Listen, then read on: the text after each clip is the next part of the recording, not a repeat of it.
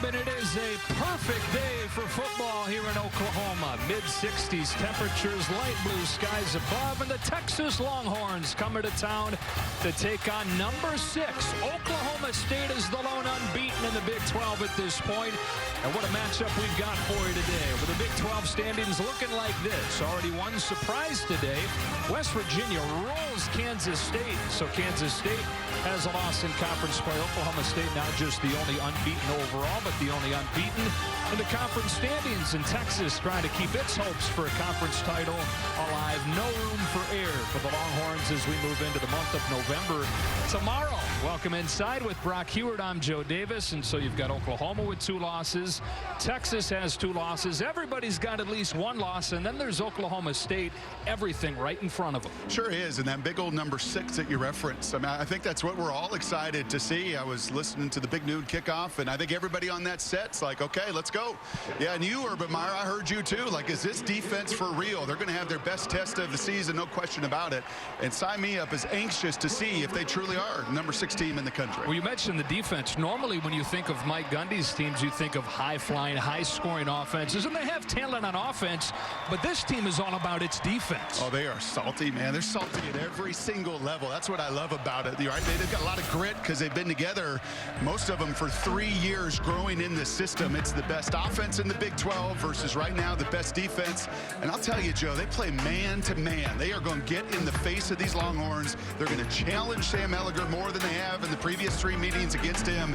And I know Sam's brilliant, and he's going to have to use his legs, and he likes to anyway. But it's a good old-fashioned, just physical battle. I can't wait to watch. You mentioned he's had his way with Oklahoma State at times. 4 touchdowns in the game against the Cowboys last year.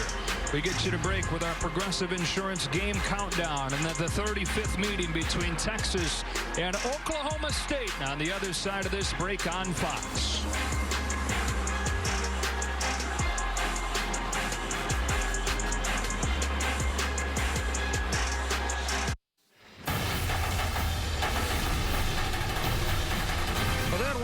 Ice storms in years here just a few days ago. You wouldn't know it if it just showed up today. 68 degrees. Wind could be a factor, though. 15 miles per hour with gusts up into the 20s.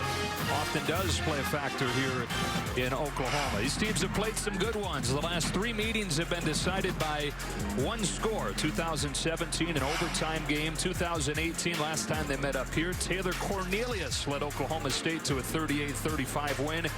And then last season, Texas snapping a 4-game losing streak in the series behind Sam Ehlinger's 4 touchdown passes. 36-30 was the final score in Austin. There is Mike Gundy, who's in his 16th season. Been at Oklahoma State 31 of the last 36 years overall, either as a coach or a player. On the other sideline is Tom Herman, who got his 50th career head coaching win in the win against Baylor last week. 4th season at Texas, 6th season overall after those 2 great years at Houston. Oklahoma State won the toss, deferred to the second half, and so we'll get strength against strength right away as Deshaun Jameson goes back to return Jake McClure's kick. Hey, pinch me, Joe, because this does not sound and feel like 2020. I love it. What an environment. What an atmosphere here in Stillwater. The 35th meeting in a series that goes back to 1916. Off we go from Stillwater.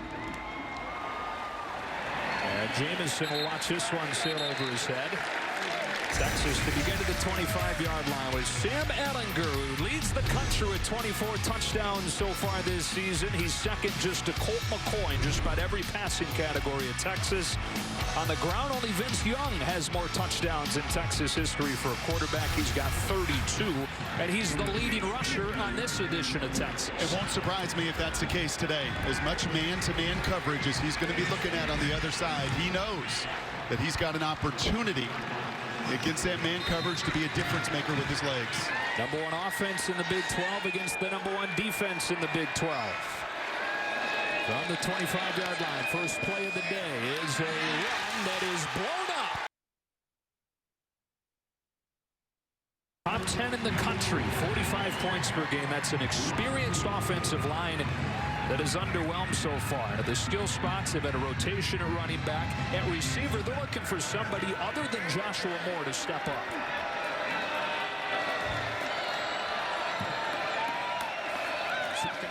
seam, back to the ground, and a seam this time, and it's Bijan Robinson getting back the yards he lost and more, swung down to the 45-yard line. So he loses 4 in the first play of the day. Then the freshman rips off 25. And it's the broken tackles. If you're going to gain yards against this defense, you're going to have to do what he did right there and run through arm tackles. Play action. First pass of the day is incomplete.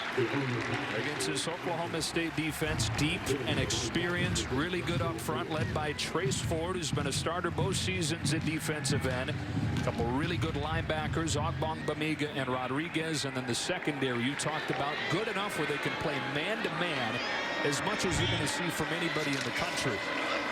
Robinson, at the line of scrimmage. He gets 2, 2nd and 8. And I just love how good they are situationally, and that comes with years of experience of trusting one another in that scheme. And unlike Texas with new coordinators on both sides of the ball, a lot of continuity for this defense. Yes, it's 2nd and 8, 3rd and 8 on Texas's first drive. This is where they are as dominant as anybody in the country. Really good pass rushers. They love bringing Bundage and Ford off the edge and playing that lockdown man-to-man coverage. Looks like a typo. 19% on 3rd down against Oklahoma State. They bring only 4. Still able to move Ellinger off his spot. Open field tackle Rodriguez, and it's 4th down.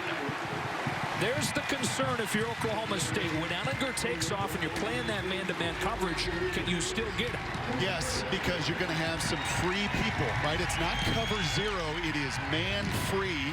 And you're going to have a linebacker, in that case it was Rodriguez, that has to have tremendous focus. He's got to have his eyes in the backfield. And then, yeah, corralling the 225-pound Ellinger is no easy task. Punting comes out. It's been an issue for Texas this season. Buchevsky's had 2 blocked, and then has shanked a couple recently. Fair catch taken at the 13 by Dylan Stoner. So here comes Spencer Sanders, who was the Big 12 Freshman of the Year last season, despite getting injured late, missing the last few games. He had more than 2,000 yards passing. This season, he injures his ankle on the 2nd series of the season. He misses a month and then comes back last week in the win against a ranked Iowa State team. I love the way the coaches said it to us yesterday. Last year, really he played with his feet up to his brain. This season, they're asking him from the neck up to really handle the game, and then when it's broken down, fix it. Fix it with your feet. So that's a lot of box count. That's a lot of check with me. A lot of ownership that number 3's got to take over the course of this game. He has some of the best playmakers in the country at his disposal, including this guy, Chuba Hubbard, who runs for 2. On the first play of the day for the Cowboys, here's the offense. The offensive line very inexperienced. 4 new starters up there. But at the skill spots, they've got the nation's active leading rusher in Hubbard and the nation's active leading receiver in Tylan Wallace. And it's Sanders, a guy that can utilize his legs maybe more than any quarterback Gundy's ever had. That is Wallace in motion. Ready, go. On 2nd and 8, he'll throw. With coverage downfield, so he extends the play, finds an open man for a first down. It is Tylan Wallace, low in the shoulder across the 40. First catch of the day for Wallace, goes for 25. And you talk about just the relationship and the trust factor that you've got in the 3 best players on this offense. I love Wallace. I love his body control. I love his hands. An absolute tough, studly receiver. 100 yards a game to lead the conference. Big eyes and a shot for Wallace downfield. It's out of reach with the coverage from Thompson. Against his Texas defense, trying to build off what was its best game against Baylor. They held him to 16 last week. That was the fewest points the Texas defense had allowed in a Big 12 game in 2 years. And they have just settled down. As you watched Todd Orlando's defense over the years here, just a blitz fest. That is not the case anymore. Chris Ash has come in. He's tried to simplify and streamline, get cleats in the ground, face masks pointing forward, and have his Longhorns play downhill. Hubbard with a seam. Into Texas territory. He's stopped by Juwan Mitchell. It'll be 3rd and 4. These are the money downs. You saw Oklahoma State get off the field. There's so much athleticism on both sides. The ball's going to move. It's going to be this down and distance that will more than likely define the outcome. Really working quickly. Sanders on 3rd down, checks it down. It's L.B. Brown out of the backfield. He's got a first down, but a flag down. Back around where the ball was thrown. Nice job getting through the progression there for Sanders. I like the feet married the eyes, and thus the accuracy was better all the way through the progression.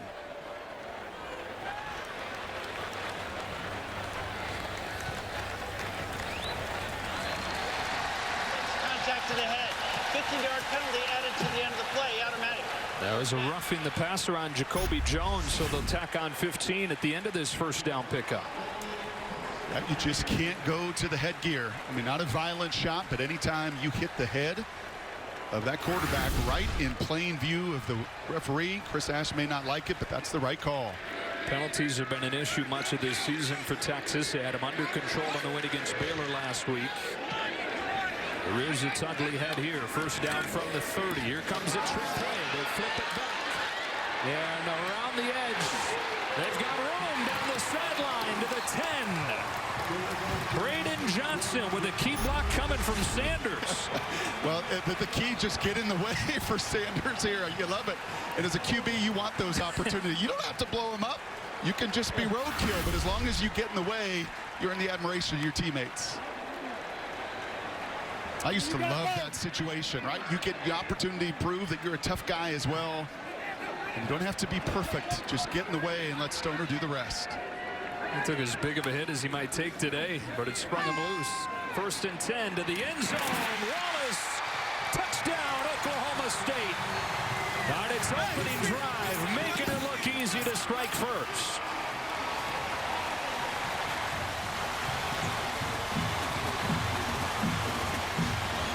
Just a little RPO here, right? Just a double slant, and you're going to see the good play action right there. Freeze that linebackers, the eyes in the backfield, and then just a perfect shot there by Sanders. What a start for the Cowboys in this stadium. And I love the precision and timing of the young quarterback.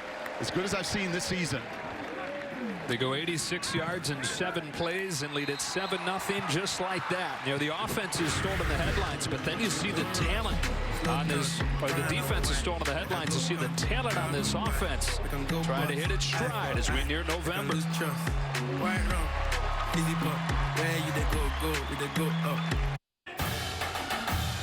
Fox College Football is presented by Ram, built to serve.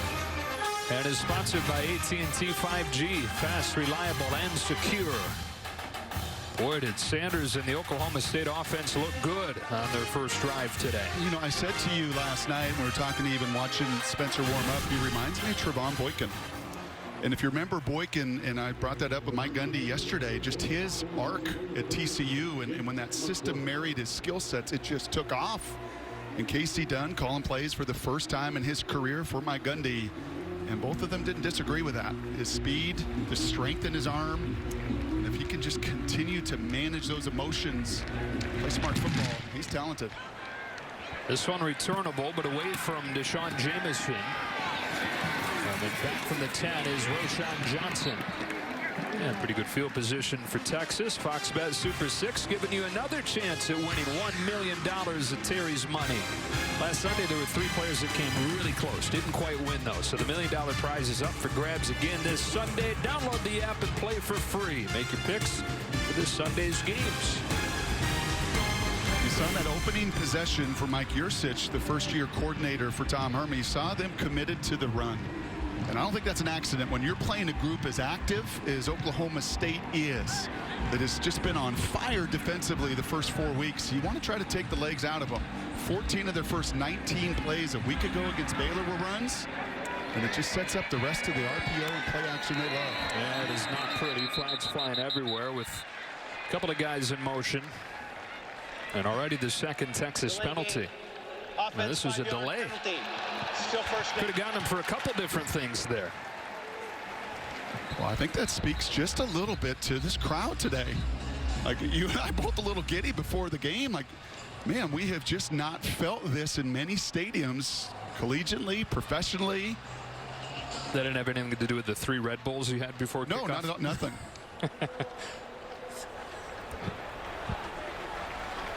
Man, how do you have a delay a game, even with the crowd, on the first play of the drive? So first down and 15 for Sam Ehlinger in this Texas offense. Motion man is Jake Smith. Ellinger to throw on first down. Steps into pressure. Lofted incomplete as he had Bijan Robinson swinging out of the backfield, but he got drilled right away. He sure did, and that is why that ball just sailed on him. Sam's a big, strong guy, but anytime you take it in the sternum like this and you can't finish, the ball is going to sail high and away. Boy, does he take a lot of hits or what? Gosh, just can't even imagine the bumps and bruises every Sunday for Sam. Said he's developed pretty good routine, taking care of himself as his career has gone on. Here's Robinson hitting the hole, and Bijan Robinson, one of the top recruits in the country, who had his biggest game last week, made his first start for Ingram, who had been dealing with the fumbles, and then Robinson, 12 carries for 55 yards, and they say he's still learning the system, but you can see what made him so highly regarded as a prepster. Over 114 touchdowns, over 7,000 yards, records in the state of Arizona, and just thighs. I'm not going to say like Earl Campbell yet, but man alive, for a true freshman, physically imposing. They're down in 4 for Texas. Bringing a little pressure this time. They beat it, but it's dropped. That was in and out of the hands of Jake Smith. Then it's 4th down. Such a good job by Trey Sterling, the safety coming in here. Right, that's just knowing where your help is as well. The inside slant, Sterling studied it. He knows this system. For a couple years, he played against Mike Yurcich when he was on staff here at Oklahoma State. On 3rd down, you play that quick slant inside. You can't do it any better than that, separating receiver from ball. To Ellinger 0 for his first 3. Didn't get any help there. Buchevsky to punt it again. That's a good one. One of the best of the season from Buchevsky. Fair catch from Stoner back at the 15. Oklahoma State with a 7-0 lead. One of the best running backs in the country, Chuba Hubbard, back out there with Oklahoma State on offense again after this break.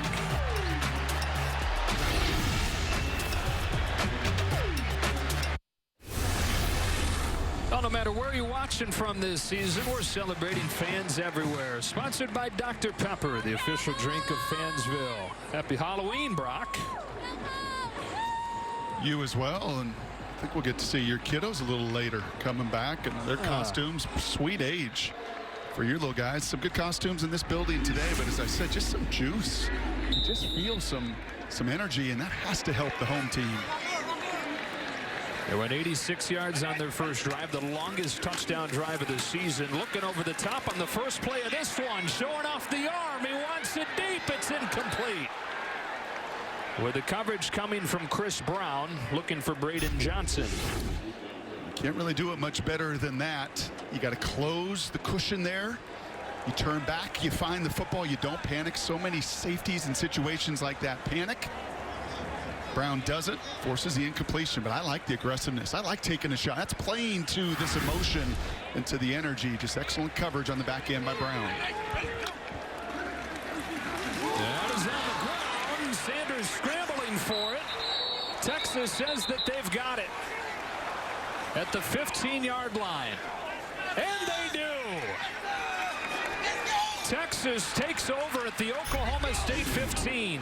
Yeah, this just lackadaisical here. You're going to see the two, Sanders and Chuba, and you can't be in between.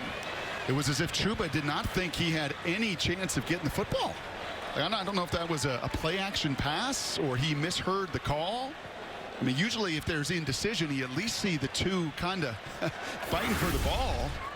I don't know if Chuba knew that that was a run play. Huge penalty, and for Jones making up for the late hit in the pocket on the first drive. And even with the way Texas defenses have struggled the last few seasons, that's something they've always done under Tom Herman. That is generate takeaways. They're 9th this season, 2nd most in the Big 12. Now you've got to take advantage. 1st and 10 to the 15-yard line. Ingram into the game for the first time at running back. He swings out. Ellinger looking his way. It's the crosser, Jake Smith, inside the 5, 1st and goal. You're going to have these routes. You're going to have lots and lots of crossing routes, and we'll see how Oklahoma State can pass those off, but I guarantee you that won't be the last time you see that play called. Here comes Ingram inside the 5 and down to the goal line where he's spun down by Malcolm Rodriguez. Keontae Ingram, who's run for close to 2,000 yards in his Texas career, trying to bounce back from those critical fumbles in back-to-back games. Held on to it last week against Baylor, ran well. He's got it again here, and he's got a Texas touchdown. Longhorns take advantage of the takeaway deep in Oklahoma State territory. A nice job up front here. You mentioned the continuity. These same five have started every game. You see there, Bamiga just guessed wrong. He takes the wrong gap, leaves an open lane for Ingram, and he puts the pads down and finishes. And what a response. Man, did the Longhorns ever need that, and way to capitalize and pay off on that takeaway. Looks like Ingram with a bit of a limp after he gets his second touchdown of the season. Cameron Dicker's extra point ties the game at 7. So it's the turnover that leads to the touchdown. Turnovers are such an issue for Oklahoma State last year. One pops up here. Texas takes advantage with Keontae Ingram.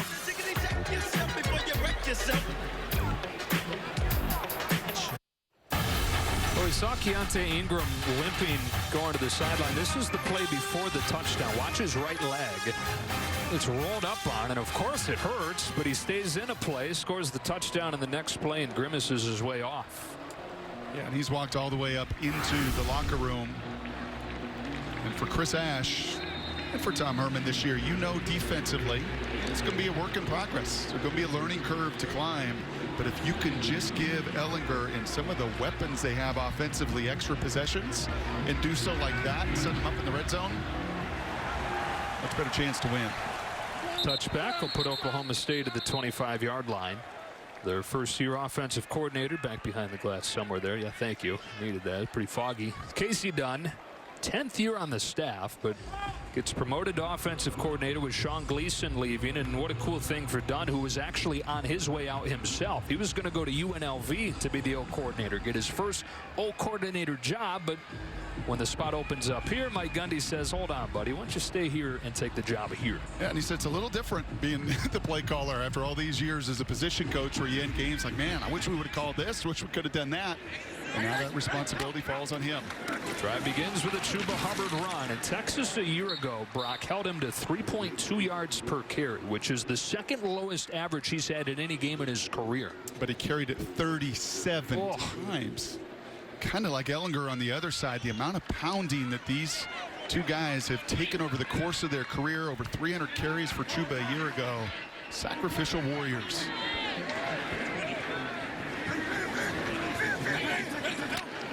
Second down, Sanders looks to throw. Wide side of the field over Stoner's head, and it's third down. Tom Herman thought part of the reason they were able to slow Hubbard down was because they didn't yet feel like they had to totally respect Sanders as a thrower. Still early on in his freshman season. Well, that's changed, but he was hopeful that they're so much better up front that they would still be able to slow Hubbard. And that last throw, a little bit indicative of some of the ups and downs, just an easy misfire. Empty it out on third down. Just a three-man rush. Still able to collapse the pocket. He heaves one down the sideline into one-on-one and incomplete, but a flag. Jamison defending Johnson. I think unfortunately for Jamison here, you just don't turn and find the ball, and there's a lot of body contact. Number 5, 15-yard penalty and an automatic.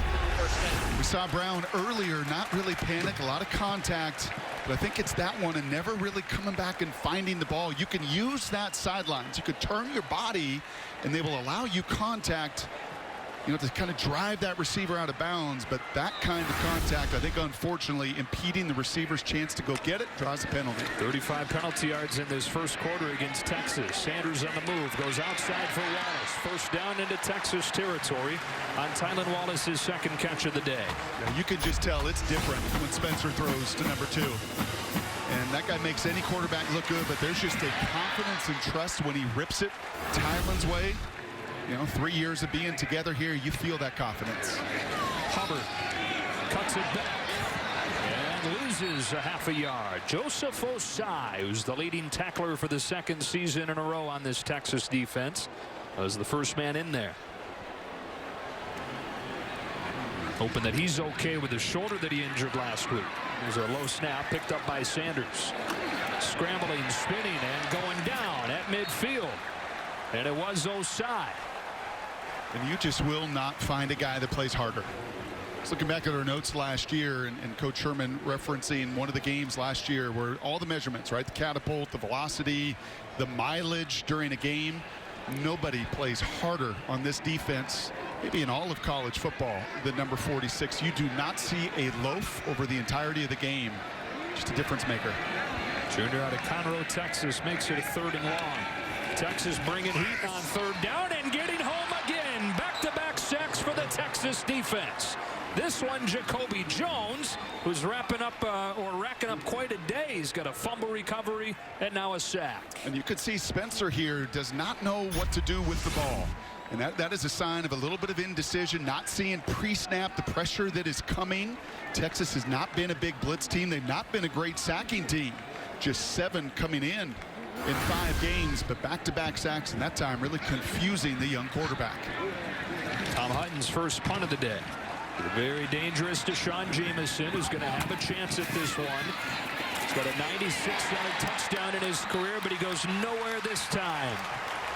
Special teams tackle for Devin Harper. And Ellinger and the Longhorns backed up inside their own 10 in a 7-7 game when you come back.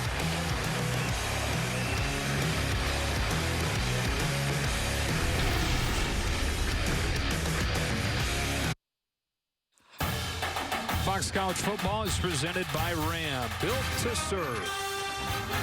Happy Halloween. Sonic Sean Garrett over there on the left. Blake and Charlotte Davis making an appearance. Brock, I wanted a picture of you in your costume, but apparently we couldn't track one of those down. Or is this it here? This is taken earlier of Brock. Roshan Johnson comes into the game for the first time at running back. We'll keep an eye on Keontae Ingram. But it has been a timeshare at that position. Just haven't seen a lot of Johnson lately as he's dealt with a shoulder injury.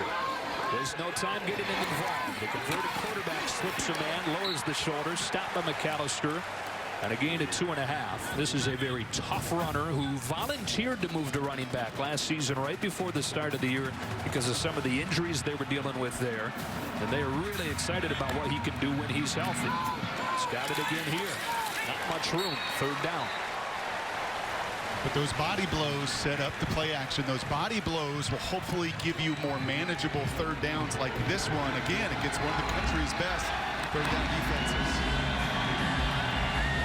Day throwing one-on-one down the sideline and incomplete as he was looking for Brennan Eagles. Rodarius Williams step for step, although there is a flag down around the line of scrimmage. This may be against Oklahoma State, and why Sam threw that thinking he had a free play. Defense, number 97. The yardage will result in a 1st down. First Oklahoma State penalty of the day is a big one. Fofana just does not get back out of that neutral zone. He jumps into it. The ball gets snapped. And I like the decision there for Ellinger to take the shot down the field. There'll be a lot of possessions today. There's no question these two teams like to play at warp speed. Heavy dose of the ground game early on. Roshan Johnson a big hole.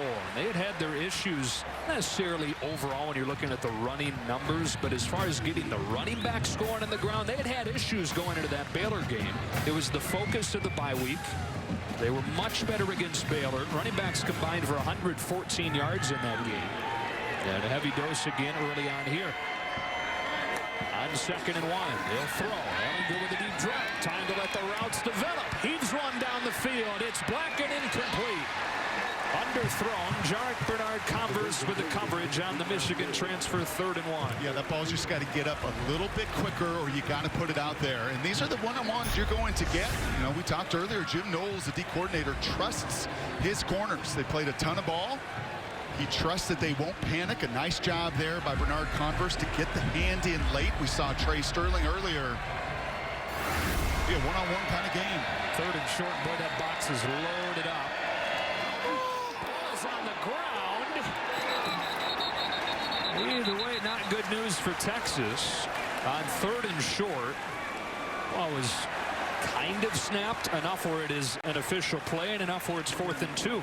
I think America is always just concerned and fascinated in situations like this where the center does not know the QB's hands are on his butt. Oh. And I think everyone goes, how can you not know that? How can you not feel that the quarterback is in shotgun and not underneath you? But that just speaks to a third down, right? It speaks to everything going on with that center and what he's thinking. Kerstetter, a first-year center, as he makes the move from right tackle to that position, and some miscommunication. Third punt of this first quarter for Buchevsky. It gives Dylan Stoner a chance from inside the 30. Stoner gets a block, gets to the sideline, and pulled down by Overshawn. Millions of kids nationwide are without their normal access to sports and play due to COVID-19, and that's why Fox Sports and Good Sports are restoring play for kids in the programs that serve them through donations of brand new sports equipment. Help keep kids in the game by texting PLAY to the number on the screen. That's awesome. You know, back to that third down, and back in the day when you were under center an awful lot, that'd be a situation where you'd come up and just kind of slap the center, right? You just let him know, hey, I'm here, and I'm going to communicate. I'm going to be under center. You just never take that snap for granted. That's a big miss there on third down.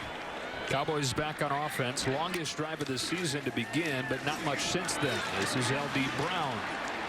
Shifting his way for a gain of 3, 2nd and 7. I'll say this, as far as the line of scrimmage with two very similar schemes, Texas get a little bit more push. Their offensive line is winning that battle a little bit more. Give credit to the Longhorns D. Sanders running it. Can't get away from Osai. Joseph Osai making an impact early in this game per usual. It's like a pterodactyl. Look at his arms. Keep in mind, one of them he's got a brace on. I mean, seriously, look at his arms here as he plays both of those just perfectly. Textbook. Third and long. Sanders setting up the screen. Dumps it off for Brown. He's got blocks to spring and roll. The first down and then some. L.D. Brown inside the 35. First down, Oklahoma State. The fifth-year senior on third and long. Goes for 36. That is a great call by Casey Dunn. He can sense what I'm sensing. He's sensing that Longhorn defense feeling good about themselves, owning that line of scrimmage. And when that's the case, is it option? Is it draw? Is it screen? Typically the plays to counter that kind of aggression, perfectly timed, and even better execution. You've got Chuba Hubbard, who is a champion sprinter in Canada. They say L.D. Brown might be just as fast. Tell Chuba. Yeah. First and 10. He pumps down and now has an open man. Landon Wolf comes free, and it's first and goal. That pump fake drew the defense, and Wolf was into the wide open area. And I like this timing. You're going to see the pump right there draw that curl flat defender, leaves that void right behind him. So some of the ups and downs with Spencer Sanders. First drive, phenomenal. Second drive, fumble, missed a couple throws. This drive, really well done on the screen. Can't throw that one much better. Just typically the journey of a young quarterback. And they landed Wolf with a gain of 25 there. Pretty much doubles his season total on one catch.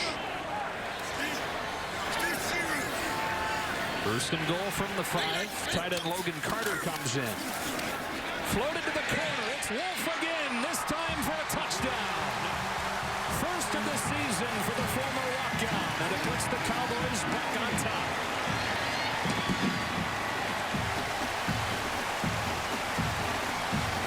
Now this is a little rub route. You can't do it any better. All you want to do is force a collision between these two defenders, and that's exactly what you get right there. You don't have any chance of getting a penalty called when the two run into themselves. And you do that with timing. You do that with precision. Excellent response once again by the Cowboys. Alex Hale's extra point is through, and it's 14-7. And not much middle ground today, right? A couple ugly possessions for Oklahoma State, but a couple where they look like a well-oiled machine. 14-7 back at 30 seconds.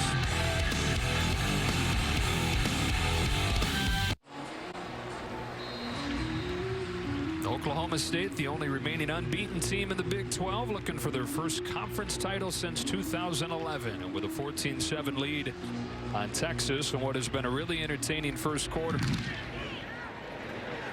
Longhorns set to get it again. Jamison, the fair catch.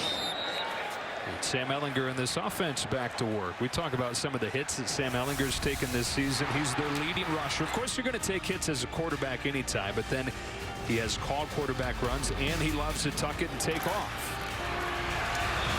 He almost feeds off of this. And when you love the weight room as much as Sam does, right, and this was the shot in the first couple series of this game. I mean, that's why you squat 550 pounds, why you power clean 300, 400 pounds. I mean, you put the time in, you put the work in so you can absorb that kind of contact.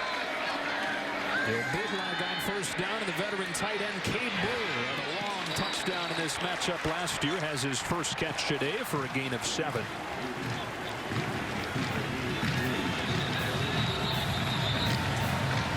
And they'll blow this dead. Texas is ready to snap it again. The officials came together and said, hold on. There's a flag.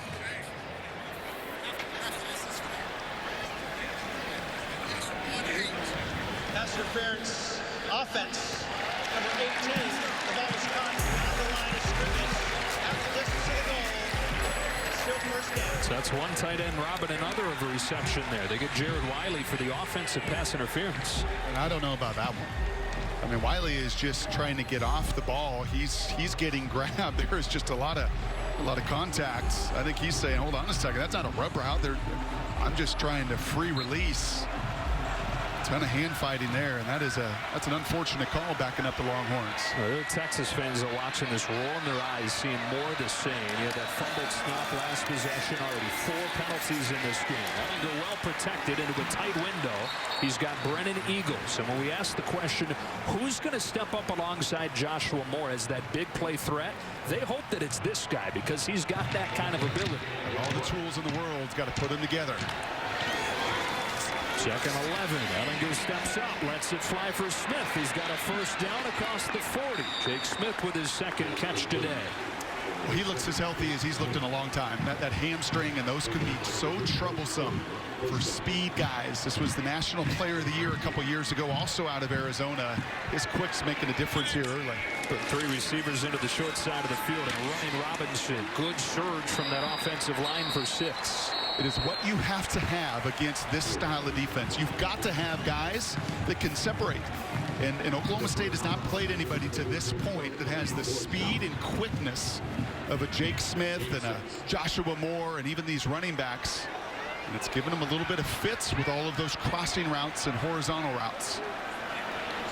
Oklahoma State going to take its time getting off of the field. Officials will hold it until they do. And you can do that because Texas subbed on their side, and let the quarter ran out and everybody catch their breath. They can really take their time as we go to the second quarter here on Halloween in Stillwater. Been an entertaining first 15 minutes. Back for the second on Fox.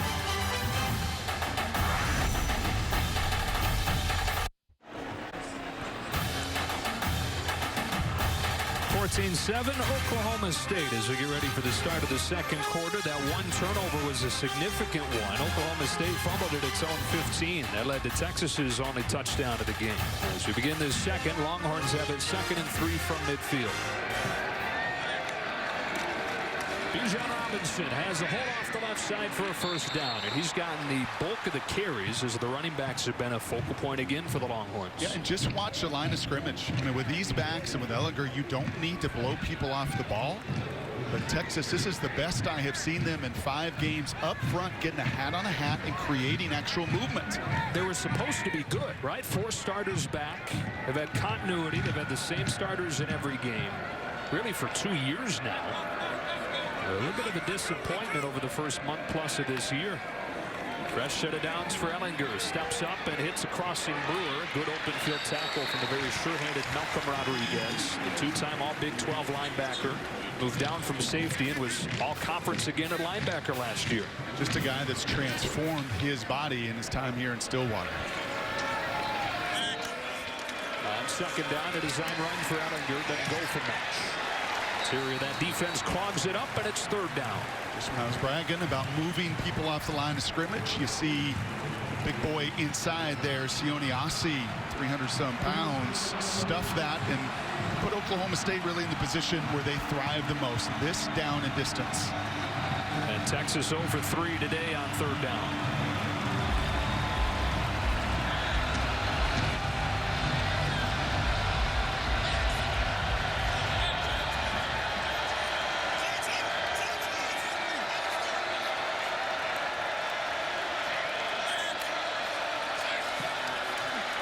Ellinger lofts one. He's got Eagles behind the knee. Touchdown, Texas. There's the big play they've been searching for from the guy that they keep talking about the potential of. Brennan Eagles from 41. Excellent protection up front. I love the little motion, but it starts here. Right, we saw Sam earlier take a shot on a third down. The ball sailed on him. Not that time. Is able to set his feet. That little inside stack into the receivers. And you know what Eagles did better than anything else? Not only did he win on the jump, and that stack motion helped, he stayed on top. He gave Sam so much room to throw him a perfect touchdown. And this speed right now for Texas, given the Cowboys defensively, more of a challenge than they faced all season. Eagles has 14 catches on the season now. 4 of them have gone for touchdowns. This one ties the game at 14 early on second quarter.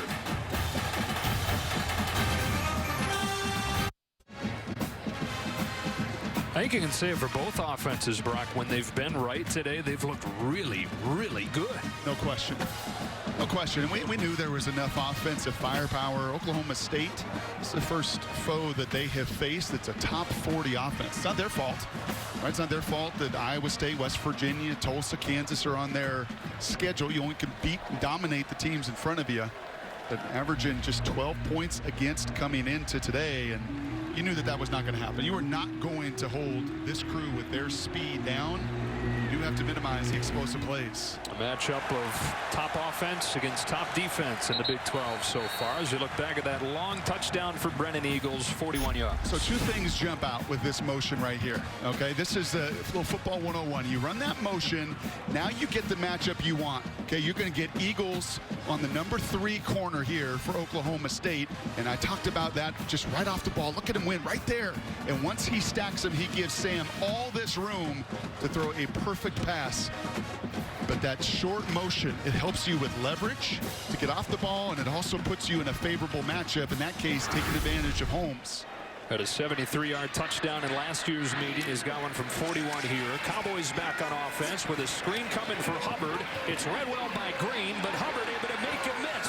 Steps out of another tackle and hurdles for a first down. From nothing into a first down gain of 12.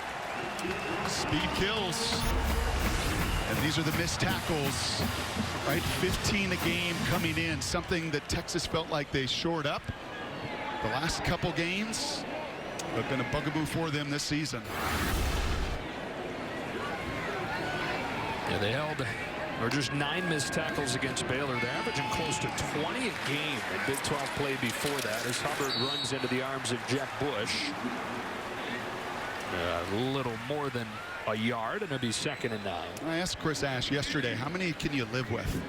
You know, and anytime you're single digits with the number of plays, right, that they're going to play defensively with their tempo offense, if you're in the single digits, you're winning football. If you're at 15, or what were they at Oklahoma, 19? Yeah. It is just hard to win football games.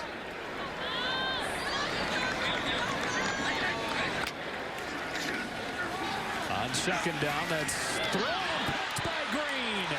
Jalen Green down the sideline. Lets the box developed and takes it inside the 10. Guy who's been slowed by injuries, has overcome so many in his career, steps in front of this one and returns it 42 yards. You can even ask Tom Brady in the season opener, you know what you don't do? Throw an out route, a deep out route late and behind. You are asking for trouble. Really well played there. There's no question by Green. Texas will play 3 corners and feel comfortable with any of them. But for the young quarterback, once again, this learning curve that you're climbing, that deep out route, even if it is to the short side of the field, it's got to be on time. And if you're going to miss, you've got to miss to the boundary. You can never miss inside. 2nd turnover of the day for Oklahoma State. And again, Texas right in the doorstep following that takeaway. Roschon Johnson inside the 5. This just feels like Ellinger running, right, where he's been so dangerous this year. 7 rushing touchdowns. He's getting a little bit more help from his run game today. This is where he is so difficult for defenses to defend, not just the arm, but extending the plays. Only Vince Young, more rushing touchdowns by quarterback in Texas history. Fakes and throws incomplete off Black's hands with the coverage from Williams. And it's 3rd and goal. This would be a minor victory if Oklahoma State could hold them to a field goal here. Black doesn't like it. He thought there was way too much contact. That play down in the red zone gets tighter, gets faster, gotta just be more physical. Tom Herman running all the way down, scoring a touchdown himself. He's all the way down into the end zone to get the timeout call. We'll take the timeout with him before this 3rd and goal play.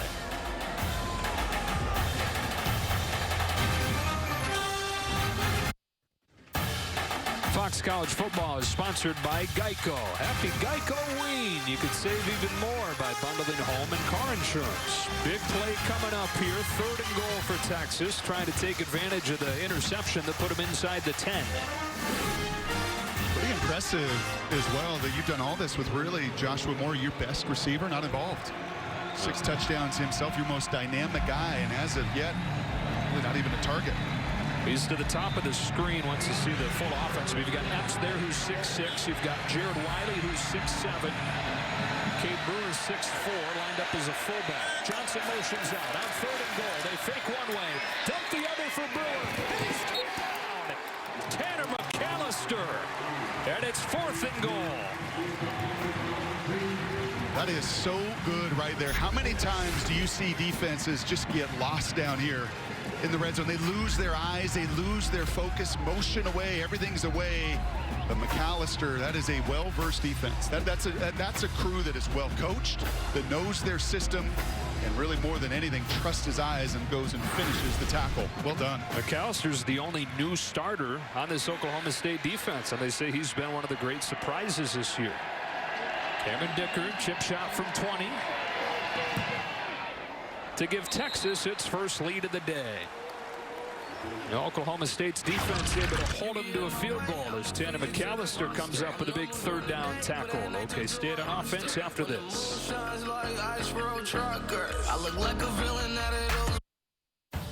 Coming up on the State Farm halftime, top-ranked Clemson had their hands full without Trevor Lawrence. The optimism in Ann Arbor has suddenly vanished, and can Indiana ride the momentum from last week's thrilling upset? Joe, Brock, we'll see you guys at the break. Brock looks good today. Is that a maroon suit? Yeah, I was thinking the same thing watching him earlier. Yeah.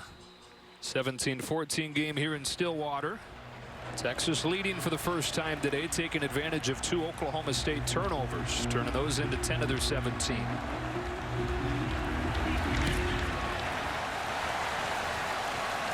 And a touchback. Oklahoma State's one of the great wrestling schools in the country. In fact, John Smith, longtime head coach, 6-time world champion wrestler. Do you know who he wrestled with coming up? Mike Gundy, a 12-year wrestling veteran. He traveled the country wrestling at a pretty darn high level as a kid. And I asked him, what do you end up, 12 years, 17 years old, what do you wrestle at? $135. 135. This is 2 years shy of going to Oklahoma State to play quarterback. And by the way, was a tremendous wrestler himself. He loves recruiting wrestlers. L.D. Brown comes into the game, the running back, into the arms of Snacks Coburn, short game. I mean, you look up and down the roster, there's a lot of converted quarterbacks, and there's a lot of former wrestling champions. We'll have his time in Stillwater developing, which is what you're going to have to do when you face teams like Texas or Oklahoma. You've got to develop your 3-star talent to go toe-to-toe with them.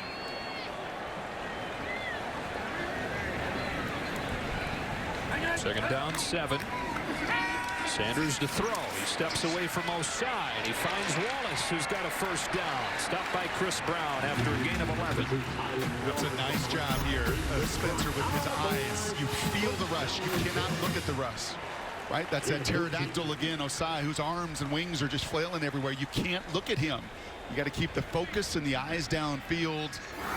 And you just see it, man. The stops and starts, the journey of a young quarterback. Spencer Sanders with so much talent. Flag flies from the far side of the field.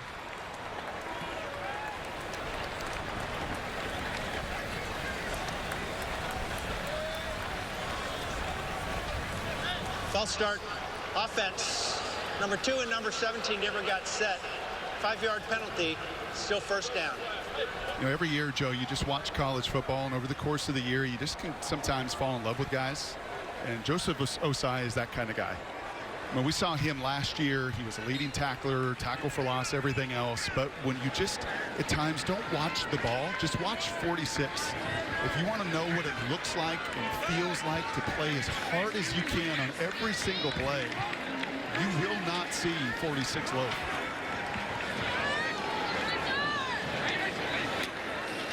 First down 15 after the penalty. L.D. Brown has room.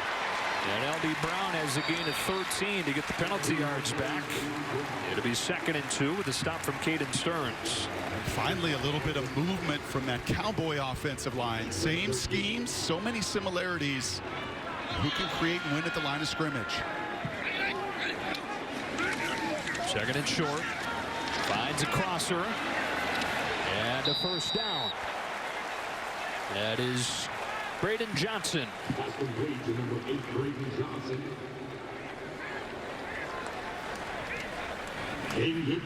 Sanders the interception and the fumble, but he's 10 of 14, 150 yards through the air. Looking for more here with a timing pattern for Johnson again. Beating Green. A solid first down gain. That's a better job, right? Throwing that out-breaking route. That time not an out route, but a little comeback. Sanders steps up and makes a man miss. Into the open field. Spencer Sanders, 1st and goal. Well, that rush got home, but he was able to break free and take off for 36. Watch the one-on-one with the middle linebacker Mitchell here. Ooh, it's a filthy little crossover. Right, man-to-man and mano-a-mano are not just those battles sometimes at the line of scrimmage or outside. They could be an open field just like that, shaking the middle linebacker. Ran for more than 100 yards against Texas last year. He's got 36 on this carry before Green pushed him out. And Green is still down. L.D. Brown, by the way, was injured on that play as well. He had to get helped off. A couple injured players getting looked at. Looks like Brown is okay. There he is. There's no question these guys are playing their tails off.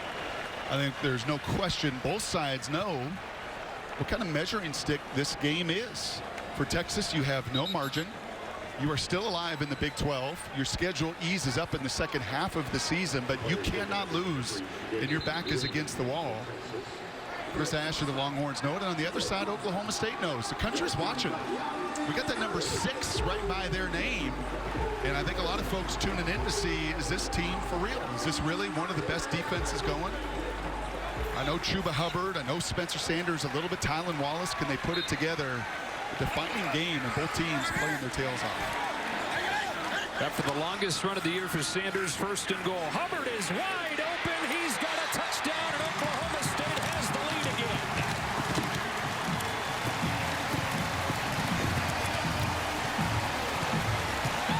Nobody accounted for the All-American. Remember I talked about the eyes of Tanner McAllister on the other side being so good in the red zone? Look at the eyes here. Just get lost defensively. I mean, you are just all looking in. Nobody has any integrity to the perimeter whatsoever. 2 red zone snaps, 2 really big plays. Tanner McAllister for the Cowboys, aware. The Longhorns defensively as a group fall asleep. These teams have played a bunch of very tight games through the years, and we've got another one here. Tight and entertaining in the 35th meeting.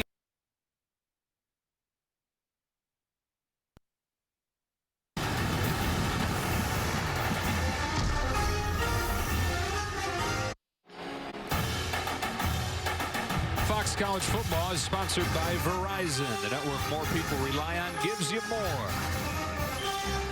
A perfect day we have in Stillwater, huh? Mid-60s, a little bit of a breeze, light blue skies above, and together again, Brock. Everything's perfect. Yep. Huh?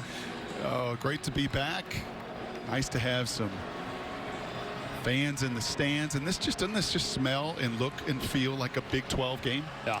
I mean, both offenses going up and down, huge plays, some big mistakes. Mike Gundy's seen enough from his defense. He's already left the sideline. That was him in the crowd there. Just going to take this one in as a fan. 21-17, and we've touched on it. This defense, one of the best in the country this season, has given up just 12 per game, has already allowed 17 here. Deshaun Jameson. Boy, if he could have slipped one man there, look out. Good coverage from Oklahoma State. And Spencer Sanders, you live with some of the mistakes because he can do some pretty darn exciting things. Fix it. That's the message that he gets. If it's broken down, then you've got to fix it by extending plays. I thought he's thrown in rhythm at times extremely well. And here's your fixer. And your one-on-one with Juwan Mitchell, the middle linebacker. And that's the element that he brings in Mike Gundy's 16 years that he's never had. He's had a whole bunch of guys that can sling it all over this yard. But he's not had somebody with the creativity and the athleticism running as Sanders. Bijan Robinson into the teeth of the defense. Short gain on first down. Sanders already has 162 through the air. His career high is 290. That came against Texas Tech last year. What do you think? Over, under? Oh, it's going to be in play. There's no question, because you see the commitment of those Longhorns in the front seven to try to slow down the run game. Texas, the top offense in the Big 12 statistically coming in. Second down and 8. A little bit of a zone look here. That's what Ellinger is seeing. The two safety look. Checking out of the play. Which is rare from Oklahoma State. Ellinger into the short side is tight end Wiley, who's emerging as a big-time, big-play threat for Texas. You mentioned giving up 17 points. Remember, 2 of those 10 of the 17 were on short fields off of takeaways. This is something that Texas has not had to do today, is drive the full length of the field, just 1 of 5 on third down. In order to do so, you got to move the chains for the first time right here. They're down at about 3.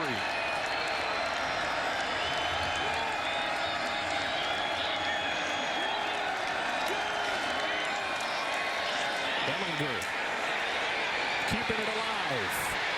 Rolling to the sideline and throws it away. Traced forward, applied the pressure. We had all day, but the coverage downfield was lock tight. Nowhere to go. Now, bread and butter is your third down defense, and it is playing man-to-man. So Texas does what? They try to run those shallow crosses, try to get some action going across the field. Nowhere to go. Watch it. Every single one of these receivers covered right in the hip pocket. Sam tries to extend it, but ultimately, and if you got to convert a lot of third downs against the Cowboys, you are going to have a tough afternoon. It's a line drive punt. Stoner will watch bounce. Takes a good one for Texas. All the way down inside the 20. Chefsky with a 57-yarder. On Fox tomorrow, we got an NFL doubleheader. The Vikings and the Packers, and then Drew Brees and the Saints against Nick Foles and the Bears. Or other regional action. All kicking off at 1 Eastern on Fox and the Fox Sports app. 21-17. Oklahoma State, the only remaining unbeaten team in the Big 12, looking for their first conference title since 2011. It would be their first trip to the playoff. Texas, meanwhile, in search of its first top 10 road win in a decade. And really, this season, kind of a make-or-break game for the Longhorns as they try to stay alive in the conference championship hunt. Out of the pistol on 1st and 10. With a hard count, I think he got his own guy. There's Jelani Woods. False start. Offense, number 89, 5-yard penalty. Still first down.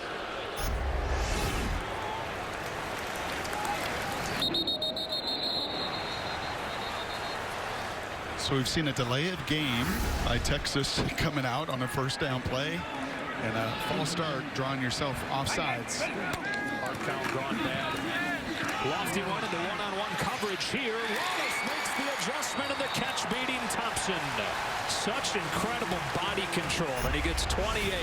There is no way you would ever guess this guy blew out the ACL at the end of last year. His coordinator now, former receiver coach Casey Dunn, said the best route runner he's ever had here in Stillwater. Here's Hunter.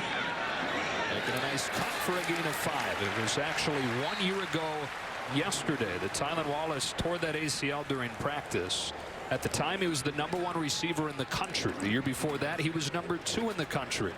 A lot of people thought even with the torn ACL, he would leave for the NFL. But along with Chuba Hubbard, they decided together to come back. Making Oklahoma State one of the favorites in the conference. Here's the other side of that decision. Hubbard for a first down into Texas territory. Long lineage of great receivers. He's just the next. Bryant, Blackman, Washington, and now Wallace.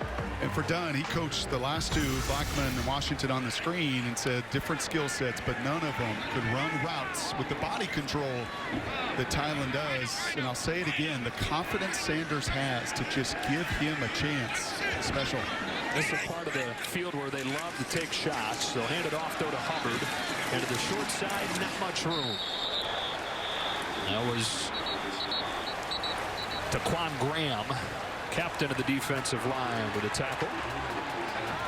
It was a nice job by our guy Osai setting the edge. That outside zone run. You can see the officials talking about something here.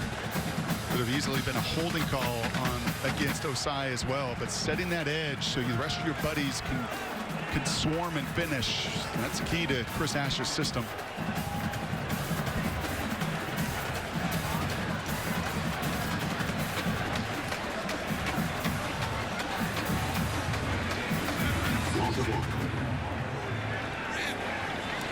Lost a yard on that first down play. Second down, 11.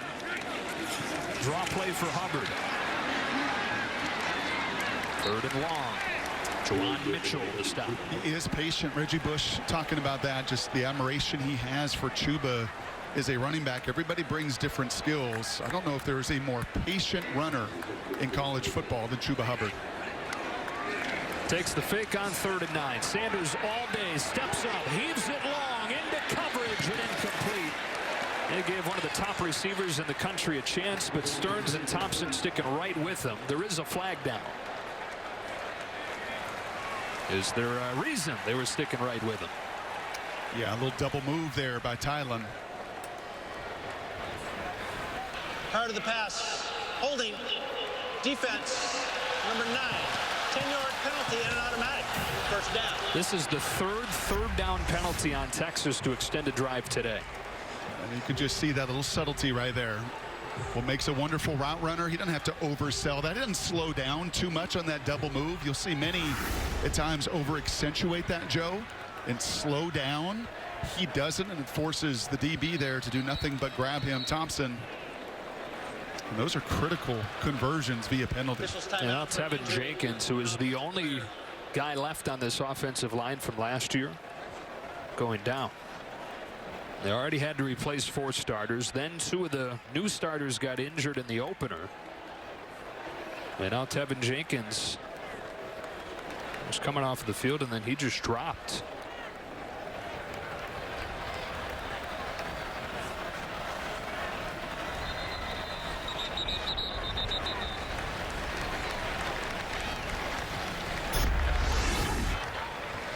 See him here on that previous play. Wow.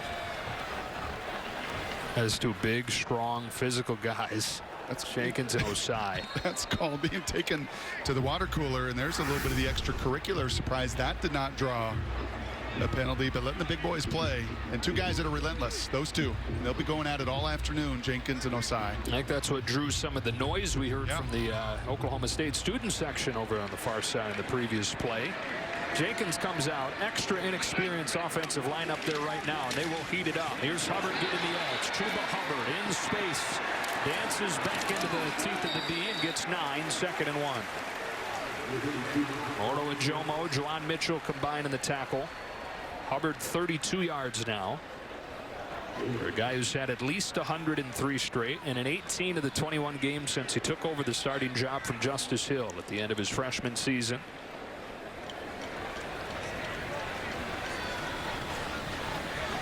Redshirted his first year here as a backup most of that redshirt freshman season. And a breakout as a sophomore. Led the country in rushing, more than 2,000 yards. I kind of like the time they're taking here. They need a timeout. And they got one. A timeout to avoid the delay. 30-second break. Back quickly. State called their first timeout. Rob Stone, Brady Quinn, Reggie Bush, Matt Leinart, and Urban Meyer with the State Farm halftime show. They'll cover a very busy and kind of surprising day in college football as Oklahoma State looks at a second down and short. Taking their time on this possession. 3:18 left in the half. They lead by 4. It's Hubbard, and he's got a first down.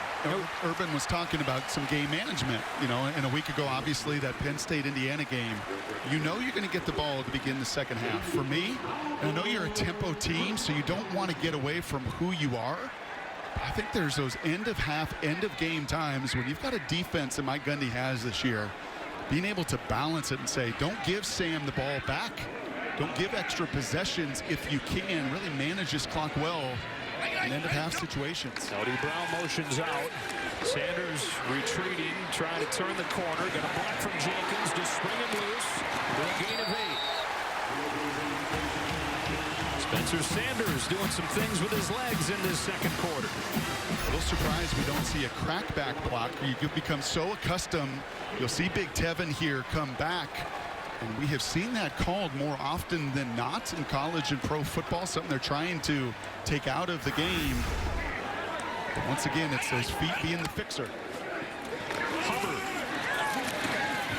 First down. 2:22 left in this first half. And again, right here, right? One of those opportunities. Just take some time. But it's just not in their nature necessarily to play that way. It's just that give and take in this system. Reading Hubbard again. Can't get away from Joseph Osai, who beat Tevin Jenkins and got another tackle for loss. How good is this guy? Oh. He's coming all the way across. I said he beat Jenkins. Actually beat the tight end Logan Carter.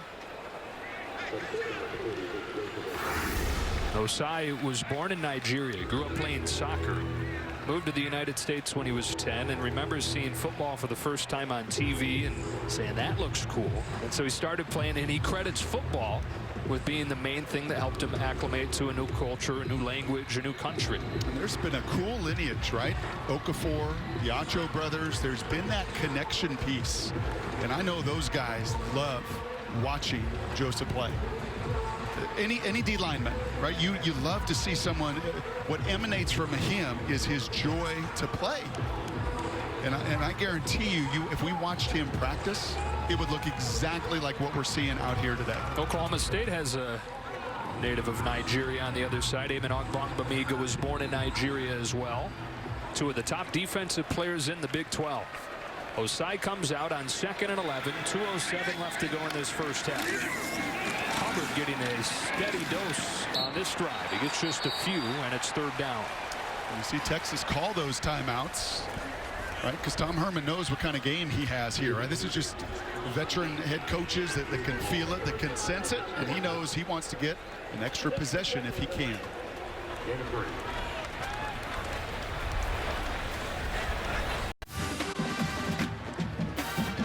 It's been mostly Chuba Hubbard on this drive. He had done hardly anything before this drive, but he's carried the bulk of the load. 10 of the 11 plays have been on the ground, but now they're looking at a 3rd down and relatively long. All those runs should do what? Open up play action. Yeah, either that run pass option, which they love, a staple of what they have and always has been. Really Yursich brought here to Oklahoma State. Or get Spencer out on that edge and allow him, like Ellinger does in the red zone on the other side, to be a difference maker. So those body blows should lend to the uppercut. 3rd down and 8 for Oklahoma State.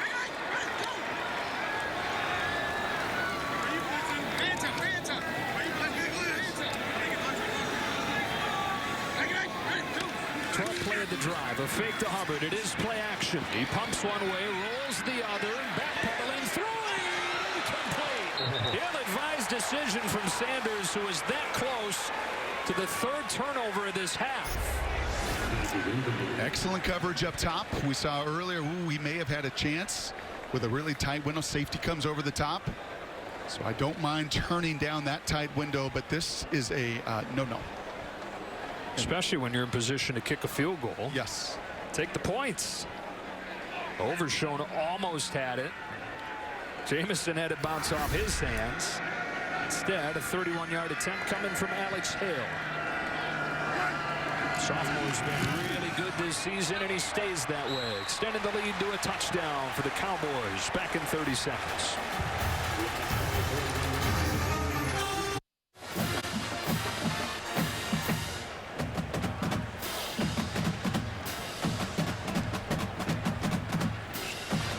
Still a minute 49 left in this half for Tom Herman in Texas. They trail 24-17 after Oklahoma State goes 12 plays and then settles for a field goal. There's my Halloween costume again. Which one? Is that Beaker? On the left or on the right? I think that's the magic car wash guy, right? Okay. I didn't know he had a name. Learn some every day from you. Short kick, and so Jamison with a chance. Oklahoma State has been tremendous on special teams coverage. This time, Kenayan Williams with the tackle. Our moments of protection brought to you by Allstate. Get her better protected with Allstate. You've never been in better hands. After an interception put Texas at 1st and goal, this tackle on 3rd and goal from Tanner McAllister helped limit him to a field goal. As I said after that play, you just in that red zone, your eye discipline is so critical. That's where you can really define the elite defenses, the disciplined defenses. And then to go finish that tackle on the much bigger tight end. Well done. Minute 44 and no timeouts for Texas, but you do have a senior quarterback that you trust a lot. The 22-yard line against a 4-man rush. Schellinger in trouble. And sacked by Brock Martin. Oklahoma State has the highest sack percentage in the country when not blitzing, and they get a man up front getting home. And they do a great job of sliding him in on matchups versus guards. Kind of an NFL move. Right, they do an awesome job with their personnel of creating those advantageous matchups. Incomplete. First target of the day for Joshua Moore. And now you look at it if you're Texas. A minute 15. Oklahoma State's got 2 timeouts. You're in danger of giving them a chance to take a 2-score lead into the break. There's no question. And if you're Oklahoma State here, that's all you are thinking is get a stop that clock and get the ball back. And be able to try to double up as they will get the ball to begin the second half too. Here's your 3rd down situation you don't want to be in against this crew.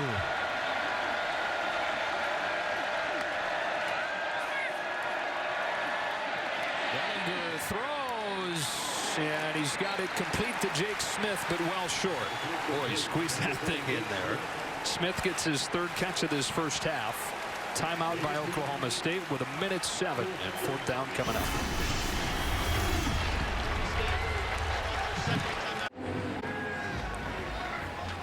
Been a pretty good day for Ryan Buchevsky, and Texas could use a good punt from him here. Dylan Stoner waiting back at his own 30 as Buchevsky sends a really good one way back there. Stoner inside the 20. Buchevsky having his best day of the season. So a minute left and a timeout for Oklahoma State. Spencer Sanders and the Cowboys will look to add on. And this is where you got to be very smart. This is one of those game management situations for a guy making his 13th start. Right, who just nearly threw a pick in the red zone, that you just kind of have, hey, ball security is A1. This may be a draw, maybe a screen, see if you can get something to pop on 1st down. But knowing you get the ball to begin the second half, you have got to guard this possession and ball with tremendous security. 13 of 18, $191, 3 touchdowns, but 1 pick, and probably should be 2. Stoner takes the fake, so does Hubbard. Sanders on the roll, on the move to the sideline. Got a completion to Johnson, and look out with his speed. Braden Johnson inside the 40. How about that to start this drive? A pickup of 40. And that was not a safe play necessarily. A little late to the boundary. Inches from being knocked down or going the other way. Anthony Cook almost got to that. Sanders fitted in. Same look here. Sanders gets sacked at the 40 by Graham. 3rd sack of this first half for the Longhorns. Averages about a sack per game so far this year, but 3 in the first half against this depleted Oklahoma State line. Coming up next on Fox, Big 12 college football action continues. Oklahoma and Texas Tech, and that's an understatement when you say Big 12 action continues, and those two teams meet up. That was the site and the teams. Mayfield against Mahomes in 2016, where both teams had 854 yards. And a 66-59 Oklahoma win. 2nd and 16 coming here from Mike Gundy's offense with 44 seconds. You're looking at that last play and just the continued maturation for Gundy as he's going to work with Spencer Sanders. Take a look at the route development here, Joe. And with Spencer, you love, some of his athleticism and movement. But just in time, next year, as he gets more starts, watch this route develop.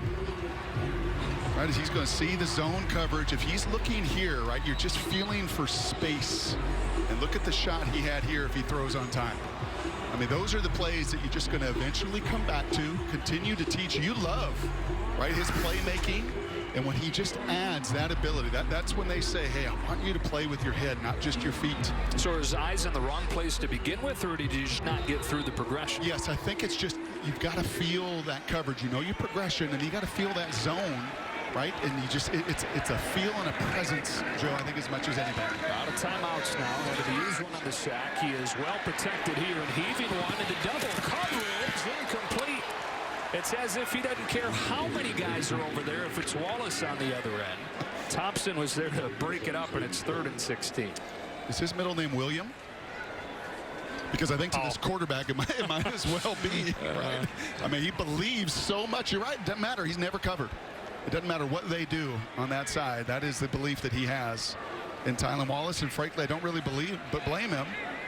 And it was 2 years ago in this matchup that Tylan had 10 for 222 and 2 touchdowns. Still a career day for him. I mean, they treat him like he's 6'4" because he plays like he's 6'4". It's a big 3rd down. Need 6 or 7 to get within Alex Hale's field goal range. Sanders gets it. The ball comes out. Taquan Graham scoops it up. And the big fella rumbles. He's still going. Taquan is to the 20. Joseph Osai knocked it out of there. And Taquan Graham returned it 32 yards to set Texas up. I mean, there's our guy. Here's Osai that is going to stunt and come right into the face of Sanders. And well done with Taquan here. I mean, once again, it's the length and the effort and the relentlessness of Osai. Now 4 sacks for a group that had 7 coming into this afternoon. And how about the big man rumbling? How you like to try and take him down? 6'4", 295.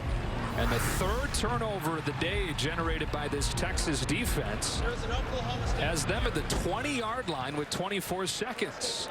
On the Texas side. All 3 turnovers have set Texas up in Oklahoma State territory. And it's just some of that, that you just know. Mike Gundy knows. He was a quarterback here. He's played the position. He knows that he doesn't want to take away the aggressiveness of Spencer because it creates so many positive plays. But also you have to protect the football when you're playing an opponent like this with their athleticism, their effort, and their speed. I said it before the drive. The one thing you cannot do is you cannot give that ball away. There's an injured Oklahoma State player over on the far sideline. Can't tell who that is.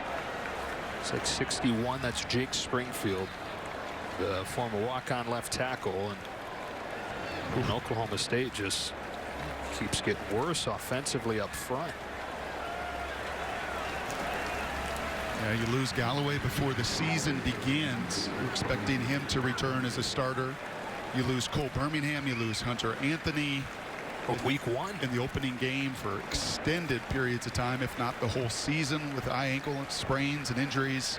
And this does not look good for a kid that's just grinding, right? The former walk-on, as you said, that's just getting better and better every single week. He's from Flower Mound, Texas. He had 1 offer. It was from a Division II school, but had always dreamt of playing for Oklahoma State. And so when they offered him a spot as a walk-on, he jumped at it instead of having a chance to go somewhere and play right away. And the trickle down of the injuries has him in a position to play as a redshirt freshman. And you hope that he's okay. Oh, the twists and the turns in momentum in this game. Texas with the first down at the Oklahoma State 20. And where is Joshua Moore? It's a great question. Right now, literally, he's the receiver to the near side, but without a catch today.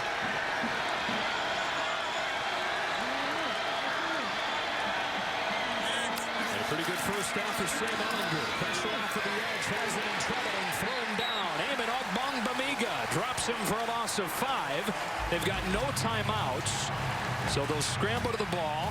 They're going to run another play, or they're going to spike it and reserve the right to kick. They'll do just that and bring the field goal team out. You would assume with 7 seconds, not enough time to do much.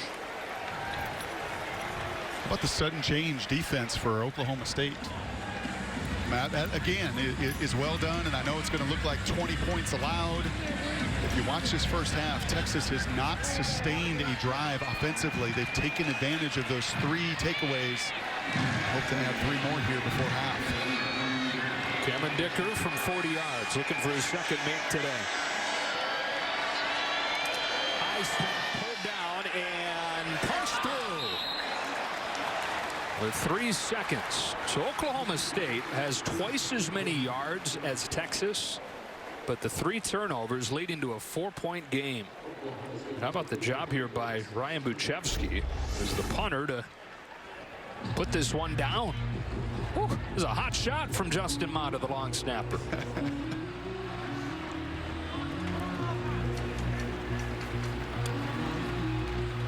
That's a thankless job, by the way. Yeah, you only get noticed if you do something wrong usually. Either one of those jobs, long snapper and holder. I purposely developed a tick so I would not have to do that job. A blinking tick. Like a thankless one. Well, I think you know the messaging very, very clearly that Mike Gundy is going to give to his offense and to his crew. And that is, if you simply take care of the ball, this is an entirely different game because you feel great about what you've done, throwing it, running it.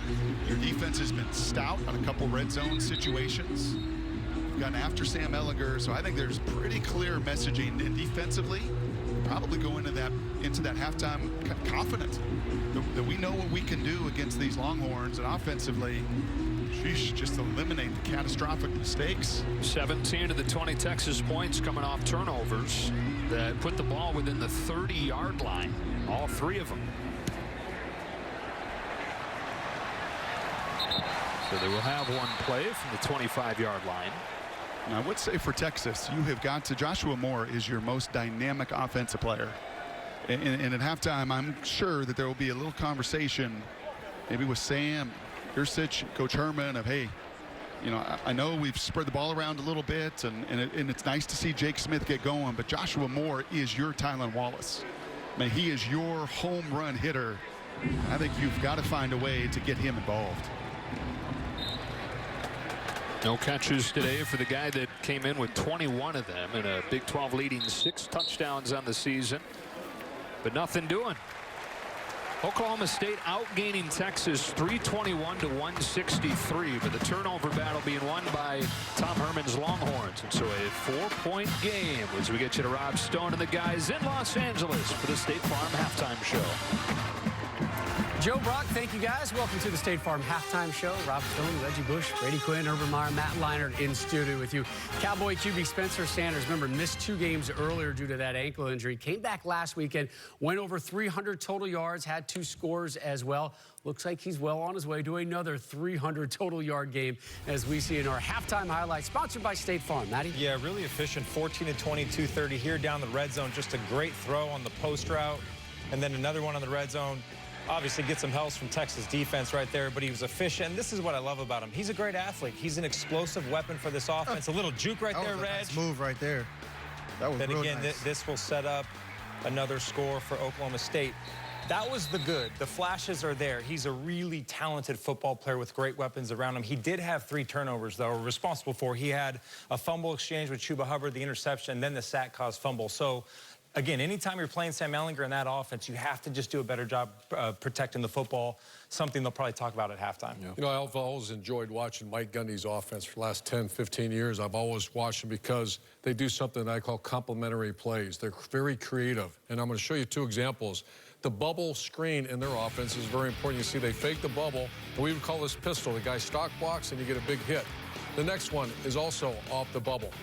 This was called bazooka, off the bubble screen. You fake the bubble, and then you keep carrying on. One thing about Oklahoma State, he goes through different coordinators. I always give credit to Mike Gundy because I know it's his mind. He's still in charge of that offense.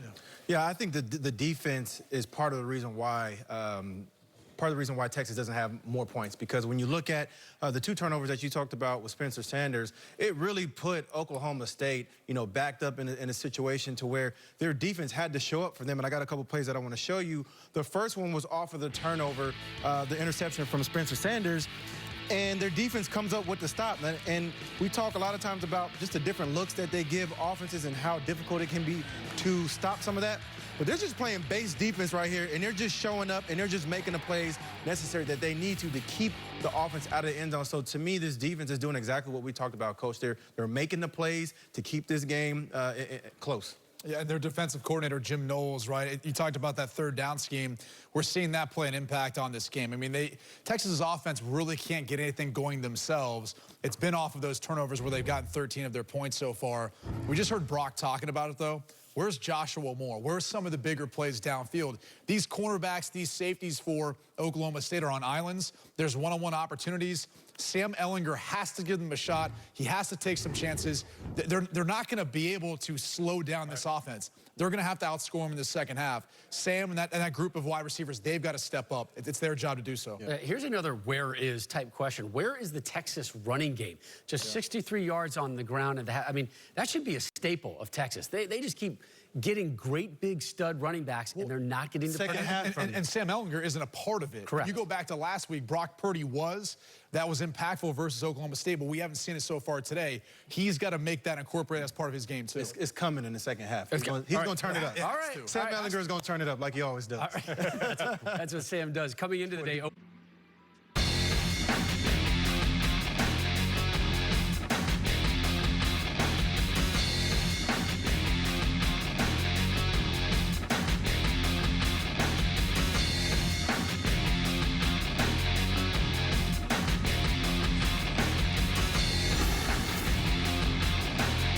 Back in Stillwater, getting ready for the second half. Good game going. It's 24-20. Yeah, we take a look at our team comparison, sponsored by Credible.com.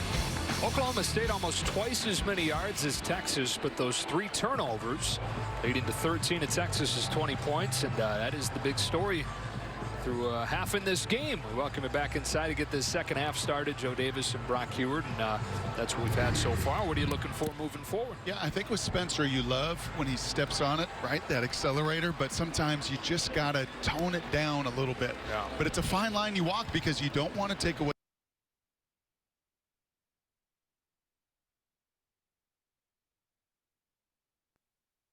Had to sustain long drives. They've not been able to do so. So play to the strengths of your team. Yeah, you see Ehlinger just 100 yards through the air. As an offense, they only have 163 total. Those 20 points thanks to the 3 takeaways, all in Oklahoma State territory. And so it's a tight one as Texas looks for its first top 10 road win in a decade. You got to go back to 2010 when they beat 5th-ranked Nebraska to find their last one. Oklahoma State trying to remain the only unbeaten team in the Big 12. This one is taken for a touchback. The Cowboys begin at the 25-yard line. They gained 316 yards in the half, but they turned it over 3 times. Yeah, that was early. Just some miscommunication set up the Texas touchdown. Here was a late out route, more of a decision than anything else, and this was the killer right before half. A chance to go down, get a field goal, put yourself up 10 points and get the ball. Instead, you set Texas up. Your defense at least responds, holds them to 3. And now you get a chance to make up and compensate for some of those giveaways. There were times where both offenses looked really good. In the 4 scoring drives, he was 11 of 13. Here's Hubbard looking to bounce to the outside. He only had 38 yards in the first half, and he gets 8 in the first play of the second. Caden Stearns pushes him out. It's one of the lowest rushing totals he's ever had in a half. Just 38 on 14 carries. And it's been a tougher year. He's had to earn so much more of his yardage Those big seams and creases hard to come by in 2020. Caden Stearns limped his way out of the game there. He's dealt with injuries again. Nowhere to go this time for Sanders. Taquan Graham. An entire Texas defensive line having a good game. And just look at the number of bodies around the line of scrimmage. You got 9 Longhorns within 6 yards, and I think this is going to be the MO to say, hey, it is incumbent to stop that run early. And then Spencer's going to give you an opportunity. He'll make some plays, but he'll also give you a chance to take that ball away, as the Longhorns did 3 times in the first half. First drive of this second half, an early 3rd and 4. It's Hubbard stymied at the line of scrimmage, but he's able to reach forward and make it close. Spotted a little bit short. Osai credited with a tackle. 4th and less than 1. And just look at Osai once again, never giving up on the play, the extra effort. And a little bit of decision-making here, and I wouldn't mind at least the hard count. But Gundy's going to put the punt team on. Yeah, the fans don't like it. Chuba doesn't like it. They will punt.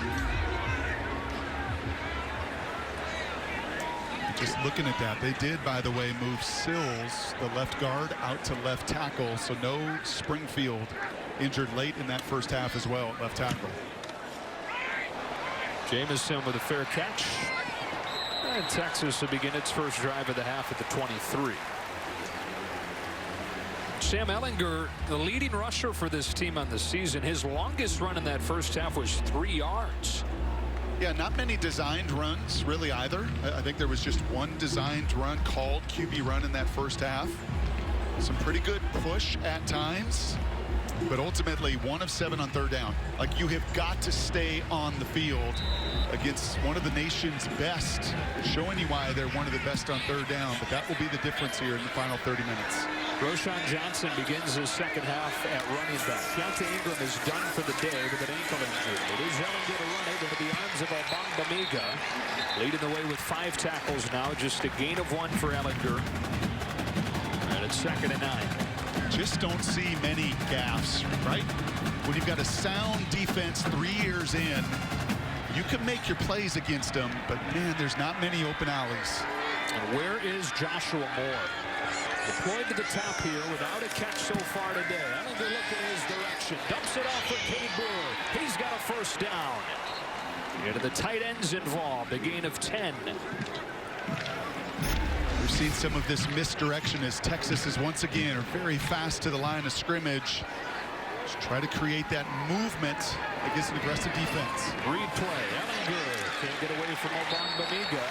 And boy, if Amon didn't get him, there was a lot of room. That is Mike Yursich, the former offensive coordinator at Oklahoma State. Spent 6 seasons there. Went away for a year to Ohio State, and now the offensive coordinator at Texas. Tom Herman just felt like he was spread too thin calling the plays, so he brought in Yursich to handle that. Facing his old team, the guy that hired him out of a Division II school. Flag flies in front of the 2nd and 9 play. It's going to be the right tackle. Jones flinching as they're having to hold their water an awful long time on that.